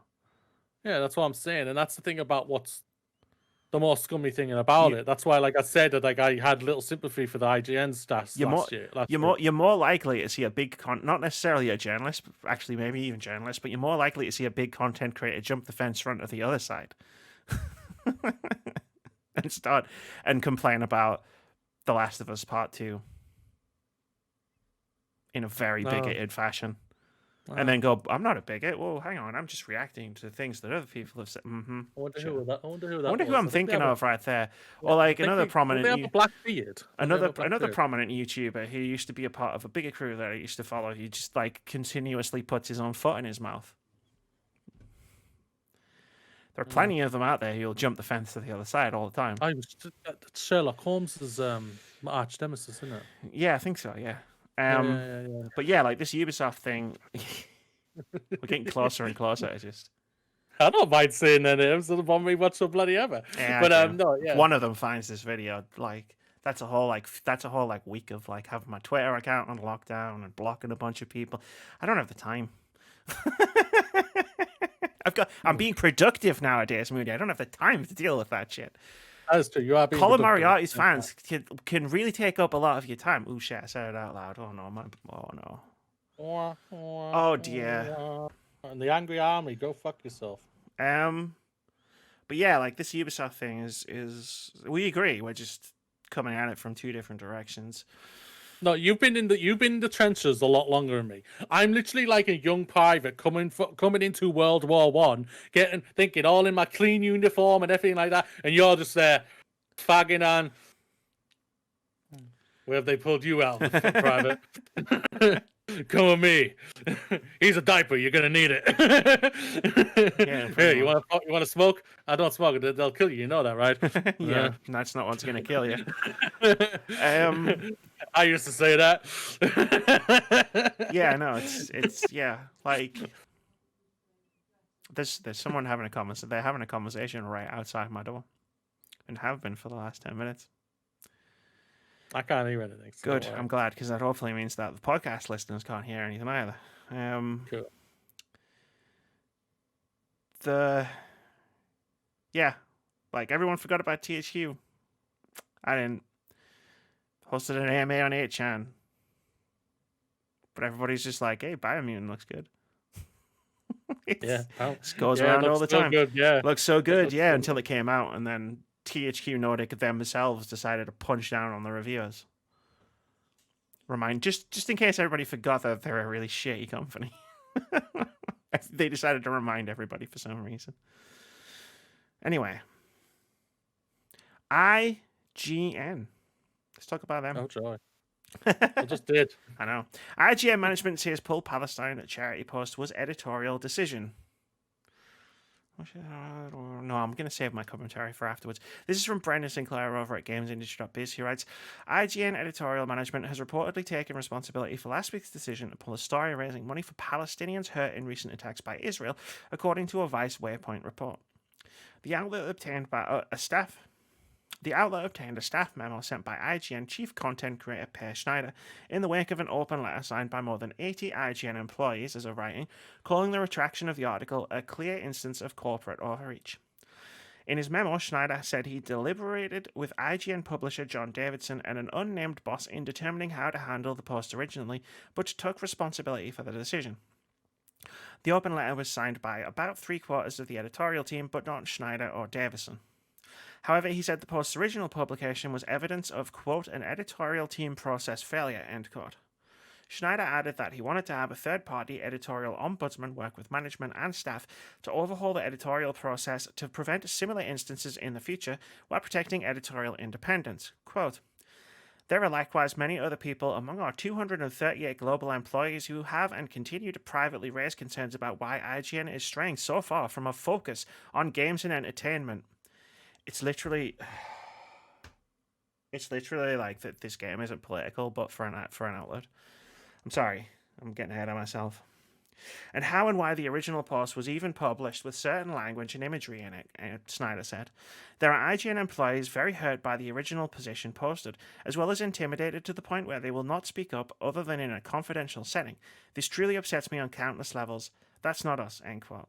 Waypoint also reported that Steve Horowitz, president of IGN parent Ziff Davis, insisted in a company all-hands meeting this week, quote, nobody else at Ziff Davis, owner J2 or Ziff Davis, ordered the post to go down, end quote. Bullshit, don't believe you. Don't believe you. I don't believe any of that. Like, it was weird to read because I was like, I don't believe it. I don't believe the editorial process broke down that much that the post could go up through the editorial process, but then somehow come down also through the editorial process. I think Per Schneider's lying. Seems like it. I think he's gone to corporate, and they've told him the crack, and he's lying. And if I was, and I know I said last week, and I still stand by it. It's obviously very difficult to leave a job. You know, like you've got things you've got to support yourself. You've got mortgages and kids and houses or whatever to pay for. If I was an IGN employee and I was reading that, I'd run like hell as fast and as quickly as possible away from this because they're gonna because of the whole thing. Because again, I think Per Schneider is lying, and again, that's my opinion. That's not a fact, and that's not. I don't have evidence of that, so you can't sue me for that. The line that they're going to overhaul the editorial process to prevent similar instances in the future. Run. That's my sincere plea to anyone on the IGN editorial team. Run away. Because this isn't going to end well. No, I agree. Last week I said I agreed. I said the same thing. It was like, I would not be surprised if a few of them leave and everything like that. I'm now changing that stance to run like hell. Get out. Get out. You need to, because this is clearly corrupt, political, whatever, all crap all added into one thing. And there's a full story on Vice Waypoint by Patrick Klepek, which is what this is pulled from. I actually originally had that in the notes, but it's really long, so I chose to use the GamesIndustry.biz summary of it, but you should definitely go and read the full thing, because there's a lot more context. He's talked to a lot more people behind the scenes at IGN. To sort of give context to what's in here. This is sort of like the basic version of it. I know, and again, like, I know it's just easier said than done, but like, I would be polishing that resume up right now, like if I was working at IGN. I bet a lot of them have. If I could track it out before E3, like I think that would be my ideal scenario. If I was working at IGN. At this very second. Not gonna lie, a lot of them could start their own thing. I thought that. Could. I thought like some of the bigger personalities could probably join up, create and a Patreon, start pairing. do an easy highlights, do a kind of funny type thing. Yeah, do that type of thing. I think they really could, and they would be huge. Okay. They really would be. They would have a huge following and everything like that, and Yeah. I would And support it. I would support it. Well, at least for like in the initial instance, I would support it just to get them all out of there. Because there are a lot of individual writers at IGN who I have massive respect for. Like what's her name? Rebecca Valentine. Yeah, She's like just Rebecca gone there. Valentine. She's Matt amazing. Kim. She's absolutely amazing. She is one of the best writers, and we both said when she went there, saying, "Wait, a person who might actually talk about the bullshit in the industry," and she has. I've seen a couple of the articles that she throws out, which is fantastic and everything. No one else does it, but whatever. I'm gonna say that run back to the games industry. I'm sure they'll want you back. They'll happily take you back and everything like that. But IGN's not going to be a sinking ship or anything like that. We know it's going to survive and everything, but I can see it's going to be looking a lot different in 18 months' time. Just with the faces of the company and everything like that. I will be very surprised. I can agree with that. I think we're going to see a new. There was sorry. No. I think, like I said, we're going to see like some of them combine, join together, and create their own thing. Let's see. There was a part in the Vice story, Patrick's story, originally, where part of the memo that Per Schneider released was him talking about how the support for the Palestinian charities was way different than the support for the Black Lives Matter charities, and I mean, it was a year ago, almost. Hasn't he said something silly before? But I'm sure he has. Probably. Didn't he say something silly about the Black Lives Matter thing? I don't want to speculate because I don't know. It was a year ago, and I remember vaguely the what the outlets did, but I'm pretty sure the level of support was about the same. I think the difference is, yeah. And again, and I pointed it out during, and I want to say it again, like Per Schneider's statement reads exactly like the Ubisoft talking about a game saying, well, it's not political. They're obviously political. Games are not political. Like, he practically all but says it in the memo. Like, if there's private concerns about IGN straying so far from staying focused on games. Like, I've heard people say that. I see people all the time say that to games journalists. Stick to games, stick to games, stick to games. Like, fuck off. And if the person in charge of IGN's saying that, fuck off to him too. And what is it Kirk says in that one Star Trek movie? A double dumbass on you. Like, fuck you, Per Schneider. Get fucked. Allegedly. I'm pretty sure, I'll say this because this is not him saying it, but I'm pretty sure that he tweeted out a thing about if black people want to get into the industry and everything like that. That wasn't him. And that wasn't him. That wasn't him. I remember that tweet. It was someone who worked at IGN. Yeah. I'd have to look it up because I think I know who it was, but I don't want to say in case I'm wrong. Okay. But if I'm wrong there, I apologize. No, it wasn't. I'm 99% sure it wasn't Per Schneider. Because that person got a lot of crap from IGN staff alone for that. Got a lot of shit from a lot of people. Got a lot of shit from me. Not that matters. We'll talk about it off air. Go on, yeah, no worries. But I've just found a post about Itch.io, you know what I mean? Yeah, I've got a bit of an itch, thanks. Oh, you mean actually do the podcast? Yeah, sure, let's do it. yeah, let's do a podcast, yeah. Palestine itch.io bundle set to go live next week. This is from Johnny Cullen over at Play Diaries. He writes, a massive bundle of games is set to go live on itch.io to help humanitarian efforts and rebuild efforts in Palestine. The bundle has been put together by Toad House Games founder Alana Linaire over the course of a week and is headlined by Laia and the Shadows of War, a game made by Palestinian developer Rashid Abouida, centered around surviving a bombing run in Gaza. Some of the other games that are included are Kid Fox Games' Moon Hunters, Shattered Planet, and Fit for a King, as well as Retrace from Spidey Lily Games, great game, played it last year, Headspun from Superstring Studio, and a lot more. Those taking part are being asked if they confirmed their presence via the initial Google Doc to post their itch link for their including into the bundle, and only the itch link through this forum post. All proceeds from the bundle will go towards the United Nations Relief and Works Agency that are providing food assistance as well as mental and physical health protection. In an interview, Lanier told Player Diaries that 800 games from 700 developers will be part of the Palestine bundle. During the chat, she spoke of the unity the games industry has as one when a tragic event such as what's going on in Palestine happens. Quote, I feel like we put a lot of love into what we create, and it feels good to have something you've created with love with others. They're more than willing when they're called upon for such an obvious cause when something tragic happens. It makes everyone pay attention.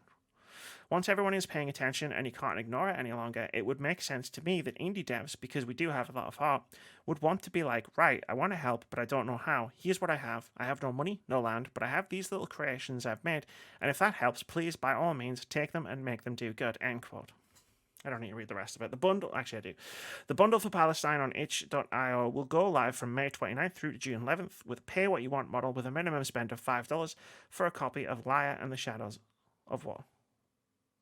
Liar and the Shadows of War. My itch library is going to get a lot bigger again. Fucking a lot bigger, yeah. I remember when I got the Black Lives Matter one, that got over 1,000 games. That was amazing. I was thinking, I've still got it. It's attached to my Epic account now because of what they've got the app attached to it. I was looking through it not that long ago, actually. Like, yeah, just they've got some scrolling through, great games, just being like, oh, okay, cool. I actually own some of these games. Like, that's yeah, good. I own some of them twice as well, like on like consoles and everything else. It's like, I don't mind. I don't care because the bundle was, right? And I'll say this right now, I'm gonna happily buy this bugger next week. I can't wait for it. This is gonna be a fantastic thing. Keep talking for a minute while I turn my hair back. No worries. This is a fantastic thing. They do a great thing all the time. Thankfully, they fixed the crap that they were going to do like a couple of weeks ago that we talked about, which is happy, which is a good thing to hear. And now it's just like you put in the money you want to put in, and you get over 800 games, ladies and gentlemen. And that is a fantastic opportunity there to play some amazing games and also for a great cause. So go out there, help this be a fantastic opportunity for you. Can't ask for much more there. Itch.io just keeps kicking ass. They keep kicking ass, Itch.io. They just keep kicking ass. They do. The thing that you were mentioning that we talked about a couple of weeks ago was Humble Bundle. Oh, was it? Yeah. I am getting my... Dave, I'm just going to say, it's been a long-ass day today for me, ladies and gentlemen. I've had a lot of work to do for college, and my brain is fried. This is my version of when Keith used to say allegedly right before I started potentially liberaling or slandering someone. yeah. I just slandered everybody just like 20 minutes ago. So it's fine. I'll keep you out of legal trouble. It's fine. I have no money. So one of my friends is doing a law degree. It's the only reason I started this podcast. Because I know a lawyer. I'll be calling you up shortly. I've literally said to her, like, one day I might need you. Like, I have no money, but I might need you. Don't you just talk? But I thought you just podcasted about games. Like, I know, right? I know. Okay. But I call people out. You don't know what that's like. Kind of called Moody on there. You don't know what that's like, man. You don't know. You went there. You don't know, man. You don't know. There's loads of interesting info in Sony's PlayStation Investor Relations document. This is from Wesley Ian Poole over at Eurogamer. He writes, there's a lot more to Sony's PlayStation Investor Relations document than confirmation Uncharted 4 is coming to PC. The document, published as part of Sony's 2021 Investor Relations Day, focuses on the company's game and network services segment. It's penned by PlayStation boss Jim Ryan and includes a number of interesting bits of information that reveals Sony's master plan for its money-printing video game business. At the beginning, Sony mentions it's, quote, building our biggest ever platform, end quote, with the PlayStation 5, and then it's working to ensure our longest ever tail with the PS4. PS5 has delivered PlayStation's highest ever launch sales with 7.8 million units sold as of the end of Sony's financial year ending March 2021. About 1 million of them actually went to customers. For context, PS4 sold 7.6 million in the same time frame. PS3 sold 3.6 million, PS2 sold 1.4 million, and PS1 sold 700,000. PS4 has 45% console market share according to Sony. With PS5, it's targeting over 50%. To this end, Sony points to favourable demographics that should ensure PS5 is a massive success. It reveals growing interest in PlayStation gaming among women, with the proportion of women among console ownership increasing from 18% with PS1 to 41% with PS4 and PS5. Here's an interesting one. We know Sony is currently selling PS5 at a loss. According to this document, Sony expects the PS5 Standard Edition to break even from June and make a profit soon after.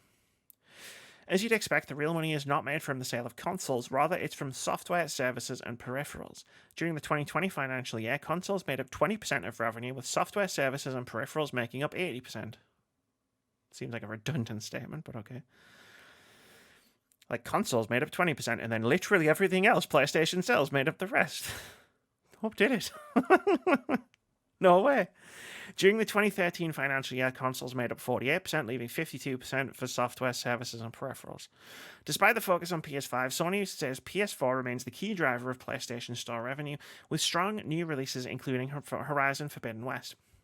During the 2020 financial year, 95% of PS Store revenue came from PS4. Sony reckons for the 2021 financial year that will drop down to 70%. Sony has 48 million paying PS Plus subscribers, with online multiplayer the most popular primary reason for signing up. Free games isn't that far behind. I think I'm done. Yeah, go and have a look at the rest. If you want to see the rest of the stuff like that's in there, go to Eurogamer. There's a ton more stuff about PSVR, about China, about their opening stores in Europe, so that they can sell all of their PlayStation 5s directly to scalpers in Europe. It's fine. It's all a thing. Scalper's gonna scalp. Scalper's gonna scalp. Uncharted 4 is coming to PC. That's a weird one to start with. I wonder if there's like other games before it that maybe could have done with coming to PC so you could get the full experience. But hey ho. This one hasn't been out before Days Gone. Like, Days Gone was out later than Uncharted 4. So I'm over the moon. There's any reason just to get Uncharted 4 again, play that again. That doesn't bother me whatsoever. But I love that game. I thought it was a great. Right, it doesn't bother me. I just thought it was weird that the Nathan Drake collection is right there. Is right there. Maybe they might do that. That's out. That's extra money, so that's extra more dollars for them to do that. So and for them to get. So they probably will do it. They probably are thinking about it. Well, it's one of their big IPs. There was a slide in the thing, which Eurogamer didn't talk about, where they were talking about their blockbuster IPs. And obviously, Uncharted was in there. Mm-hmm. Returnal and Ghost of Tsushima were both like, these are our brand new blockbuster IPs. So yeah, we might actually be getting more from both of those. Interestingly, they listed both Bloodborne and Demon Souls as like their big blockbuster IPs. And it's like, well, I'm glad you remembered Bloodborne exists.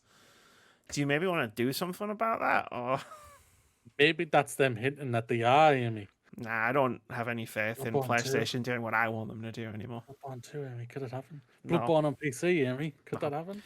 Bloodborne 2 is being developed at the same speed as Half-Life 3. It's going to release around about the same time. So you're going to get a VR experience. Before the sequel. Not before the sequel. There's no sequel. It doesn't exist. It's not happening. Half-Life 3 will never happen. Be facetious, that's an Amy guarantee. You want to talk about Moody guarantees? An Amy guarantee. Half-Life 3 won't happen. I can second that guarantee. Valve can't counter 3. It's fine. Whoop, whoop. Let's talk about Resident Evil, Amy. Oh, fine. It's the next story. No, it's not. Yeah, it is. I mean, I was fine. What? I was going to skip that one anyway, but you confused that shit out of me by reading my mind, essentially. Resident Evil Village has shipped 4 million copies faster than the previous 3 games. That's it. That's the story. In 20 days, Village has shipped 4 million. Mm-hmm. Congrats. It did it, yeah. It did it faster than Resident Evil 7. It's done it faster than Resident Evil 2 and 3. Yeah, like we both agree that Resident Evil Village is a good game. We've really enjoyed it. It's a lot of fun. Winters is as dumb as horse crap, basically. Winters is as dumb as Ethan Winters is as dumb as the rest of the game. Yeah, basically, yeah. Like there was literally a part where there Yeah, was a part. yeah. There's a part. Yeah. As I But said in, I will say this. Shout out to Girlfriend Reviews because their review of it is stupendous. can you not like advertise Oz? I already have. I did that ages ago. Good lord. Yeah. Like I said in our fashionably late reviews, it's like it's a dumb as fuck game, but like it's fine because it's that kind of entertaining dumb, right? It's like you watch a dumb film sometimes, like Dude, Where's My Car? And it's entertaining. And Resident Evil Village is dumb as fuck. It's pretty entertaining about it. Like people think when I say it's a dumb game, they think I'm talking shit about it. Yeah, don't worry. Dumb shit works. It's all right. No, it's fine. No, I enjoy it. I enjoy it Dumb because it's games dumb. work. Like You know what else is dumb, ladies and gentlemen? Mario is a dumb game, but it's still one of the best games ever because all he does is goes through a jumping thing to go and save a princess, then goes on to our next castle to do the same thing over and over again. Could you imagine a gritty, like realistic Resident Evil game that took itself really seriously and wasn't really stupid? I don't think that would be a very good game. Wasn't that The Last of Us? I mean, yeah, but if it was Resident, you missed the point. Like, you just missed the point entirely. Basically, what you've just said is, "Oh, are you trying to say The Last of Us is terrible?" Like, yes, that's exactly what I'm trying to say. Thanks, Mooney. You really fucking nailed my point. If Capcom, Capcom tried to make a serious Resident Evil game, it wouldn't be very good. I know, I agree with you there. I think that's not The Last of Us. That's not The Last of Us. Okay, I don't get this. I'm confused now. Congratulations, Resident Evil Village, for being a dumbass game and selling well.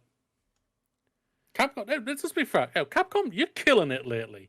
Monster Hunter Rise, Monster Hunter, Resi 3, Resi 2, Resi 7. They've been kicking ass. Street Fighter. Devil May Cry 5. Street Fighter. Devil May Cry 5, Resident Evils, and now it's going to all culminate in 2 weeks' time at E3, ladies and gentlemen, when they finally announce Dino Crisis Remake. When they announce nothing. It's going to have some dinosaurs in it. Do you want another Remy guarantee, or do you just want me to move on? Let's move on and talk about some Mass Effect, Amy. We love talking about Mass Effect. Same-sex Mass Effect Legendary Edition mods are on the way using cut assets. This is from Liana Ruppert over at Game Informer. He writes, of course it is, because if there's anything going on about Mass Effect, it's from Liana Ruppert over at Game Informer. Basically, yeah. RPGs that allow romance as a feature give players that are interested in that kind of content another layer of immersion to enjoy. Skyrim does it, Dragon Age does it, Mass Effect does it. Mass Effect 1 didn't do it well. You're not wrong. But the team learned and evolved and eventually added more options in the subsequent 2 releases. That being said, more options were left on the cutting room floor, including Jack as a pansexual option, and modders for the original trilogy were quick to restore those scenes.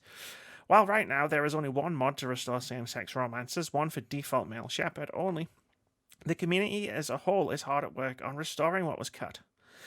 Files were cut in the original games, eliminating voice lines that were recorded for same-sex romance options regarding characters like Caden, Jack, Jacob, Thane, and even Tally.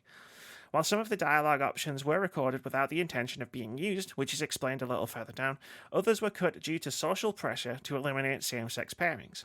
Most notoriously was the decision to cut Jack, a character that plainly states in her conversations with Shepard that she's been with both men and women, due to criticisms from Fox News.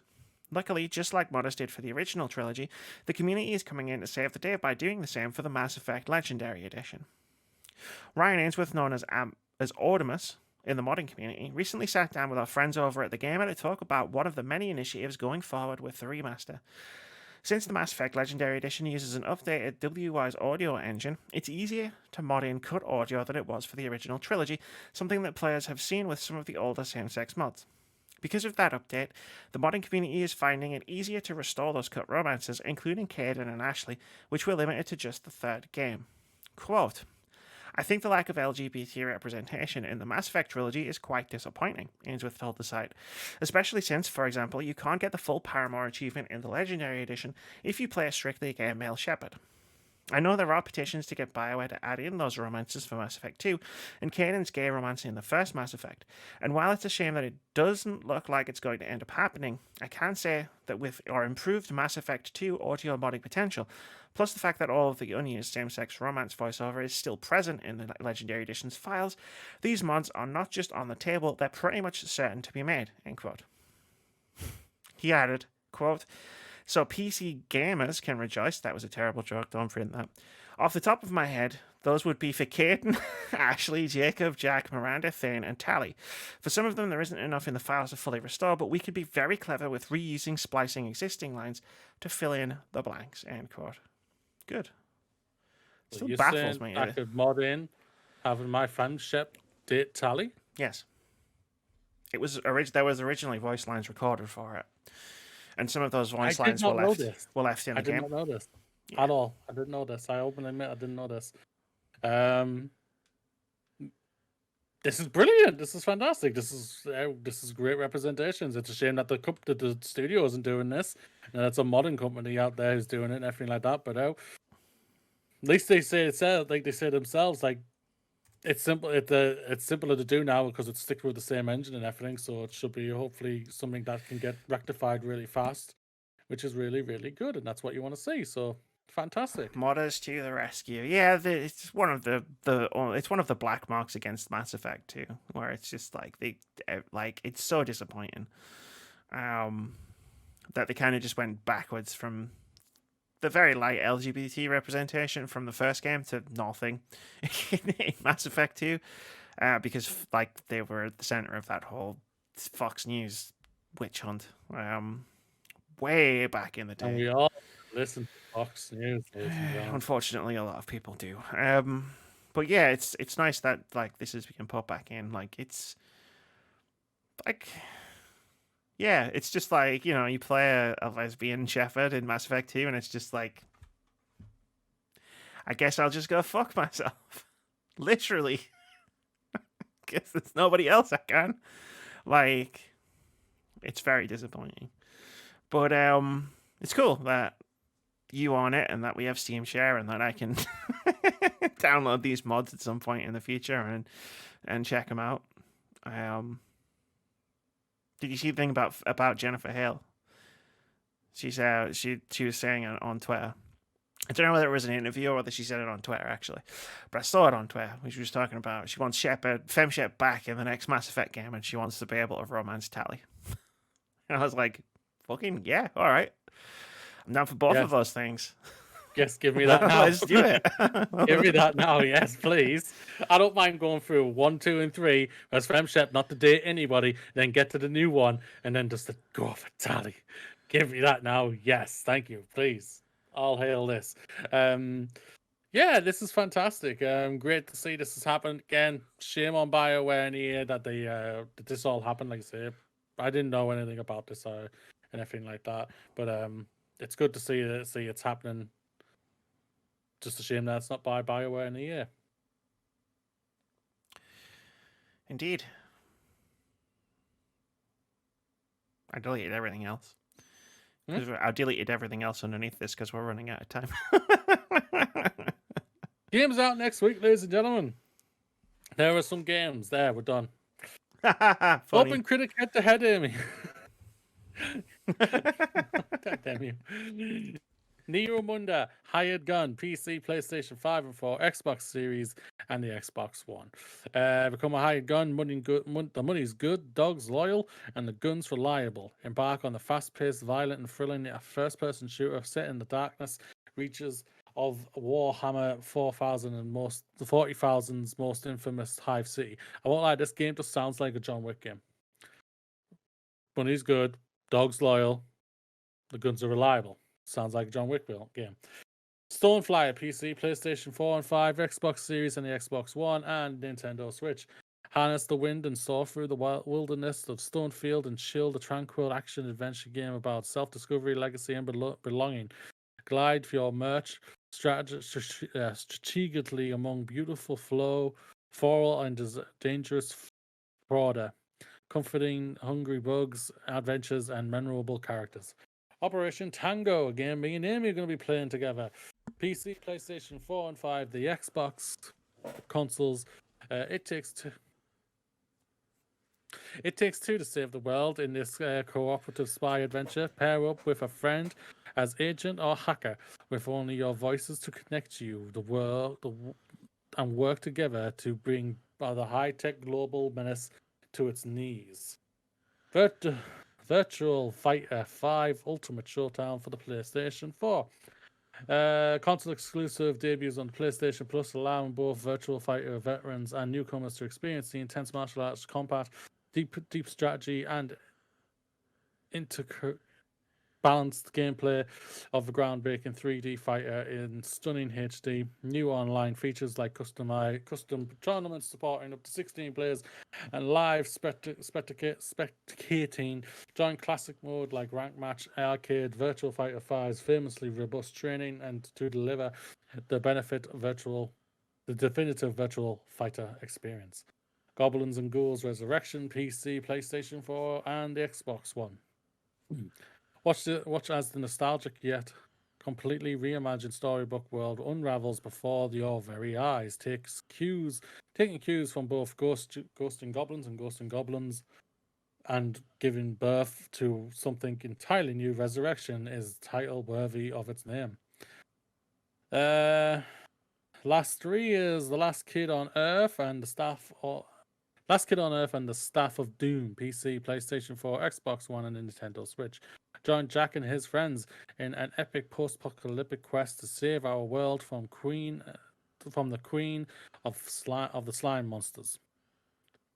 DC Superhero Girls Teen Tower, Nintendo Switch. Join the fight as Wonder Woman, Supergirl, Batgirl on the animated series DC Superhero Girls, and save Metropolis from the sum of the DC's most notorious supervillains. Each hero can battle baddies with a unique set of abilities, but when you're not out fighting crime, you have to balance the super life with their lives as teenagers.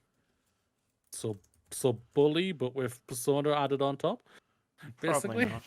So, I know that. Persona DC. Oh, Moody. Sniper Ghost Warriors Contract 2. PC, PlayStation 5 and 4, and the Xbox consoles. Contract 2 is a modern warfare shooter set in the Middle East, playing as Raven, counter-sniper assassin. Contract sniper assassin as you take out a series of targets across a dramatic single-player campaign with extreme long-range shots exceeding 1,000 meters. Gear up for the most challenging entry to the series yet. Can I say something? Yeah. That DC Superhero Girls game interests me for one reason and one reason only. Wait, there hasn't been a superhero. Yes, 2 reasons and 2 reasons. 3 because Supergirl's cool too. Like, I don't think there's been a superhero game yet which has done a good job of balancing the fighting villains and then also like because the duality of being a superhero, right? Like, superheroes have normal lives, most of them, and then they also do superheroics, and I want that game very badly. Like, that you do both in instead of just the first part. It's called Personas. You know, Please explain to me. I'm joking. I'm taking the smeg out of you. Please explain to me what Persona is. That would be something incredible. I won't lie. I would love it. That would be a brilliant game to have a look at. That would have been a great Batman Arkham game. Well, we had 2 great Batman games, Arkham games. We did. And Arkham City. I'd go so far as to say we actually had 4. But you know what would have been an even greater 5th Arkham game? Would have been if you could also play as Bruce Wayne. That would have been tremendous. Oh, I agree. I think they missed the beat with not playing as Bruce Wayne. But the game is Batman, not Bruce Wayne. Yeah, but Batman... Yeah. I'm joking. You know, I know what you mean. You're doing this to me a lot tonight, Moody. And if you do it... I'm just tired. I'm being very This can be used as a weapon.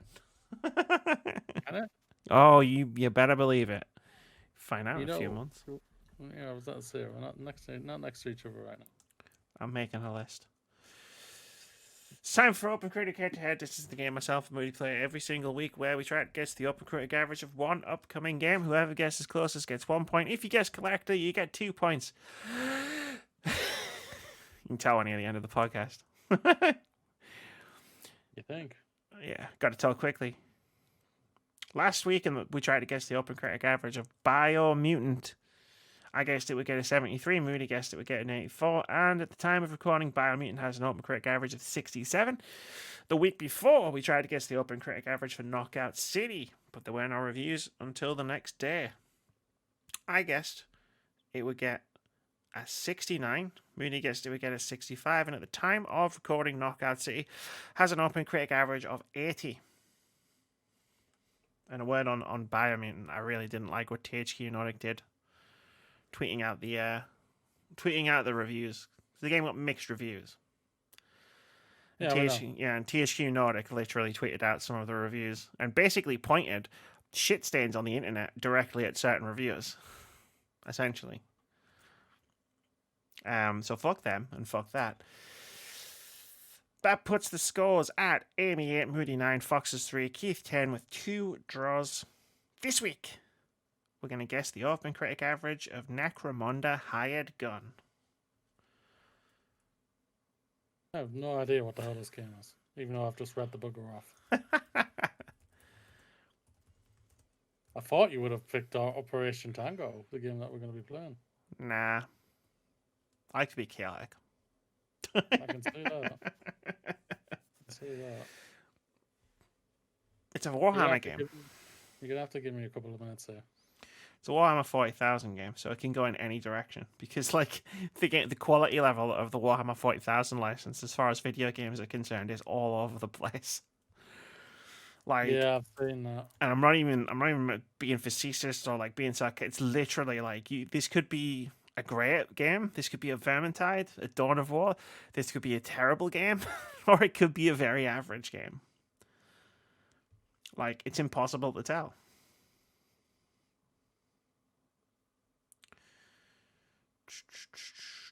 It's a first-person shooter, isn't it? Or is it? I mean, I've played the tabletop game. Not that that matters in the slightest to the video game. 65. 65. Would surprise you to learn I'm not going to be super immature this week.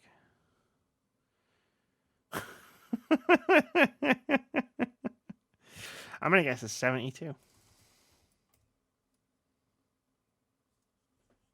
The temptation was there to guess. Oh, I thought you might have gone 69. To guess 69. And if it gets to 69, I'm going to be pissed. But I'm going with 72. That's where I think roughly it's going to land. Like, it's one of those where, like I said, the quality varies so wildly. It's just like, I don't know. I don't know. So wherever I put the number, it's a shot in the dark either way. That's going to do it for episode 258 of the Words About Games podcast. Got through another week, Mooney. We talked more about video games than the other things. We have. It's like you would think we're a video game podcast. Yeah. Nah, that's every 2 weeks on a Monday. Let's get out of here, Mooney. Let's get out of here, yeah. I'm tired. Say bye, Moody. Bye, Moody.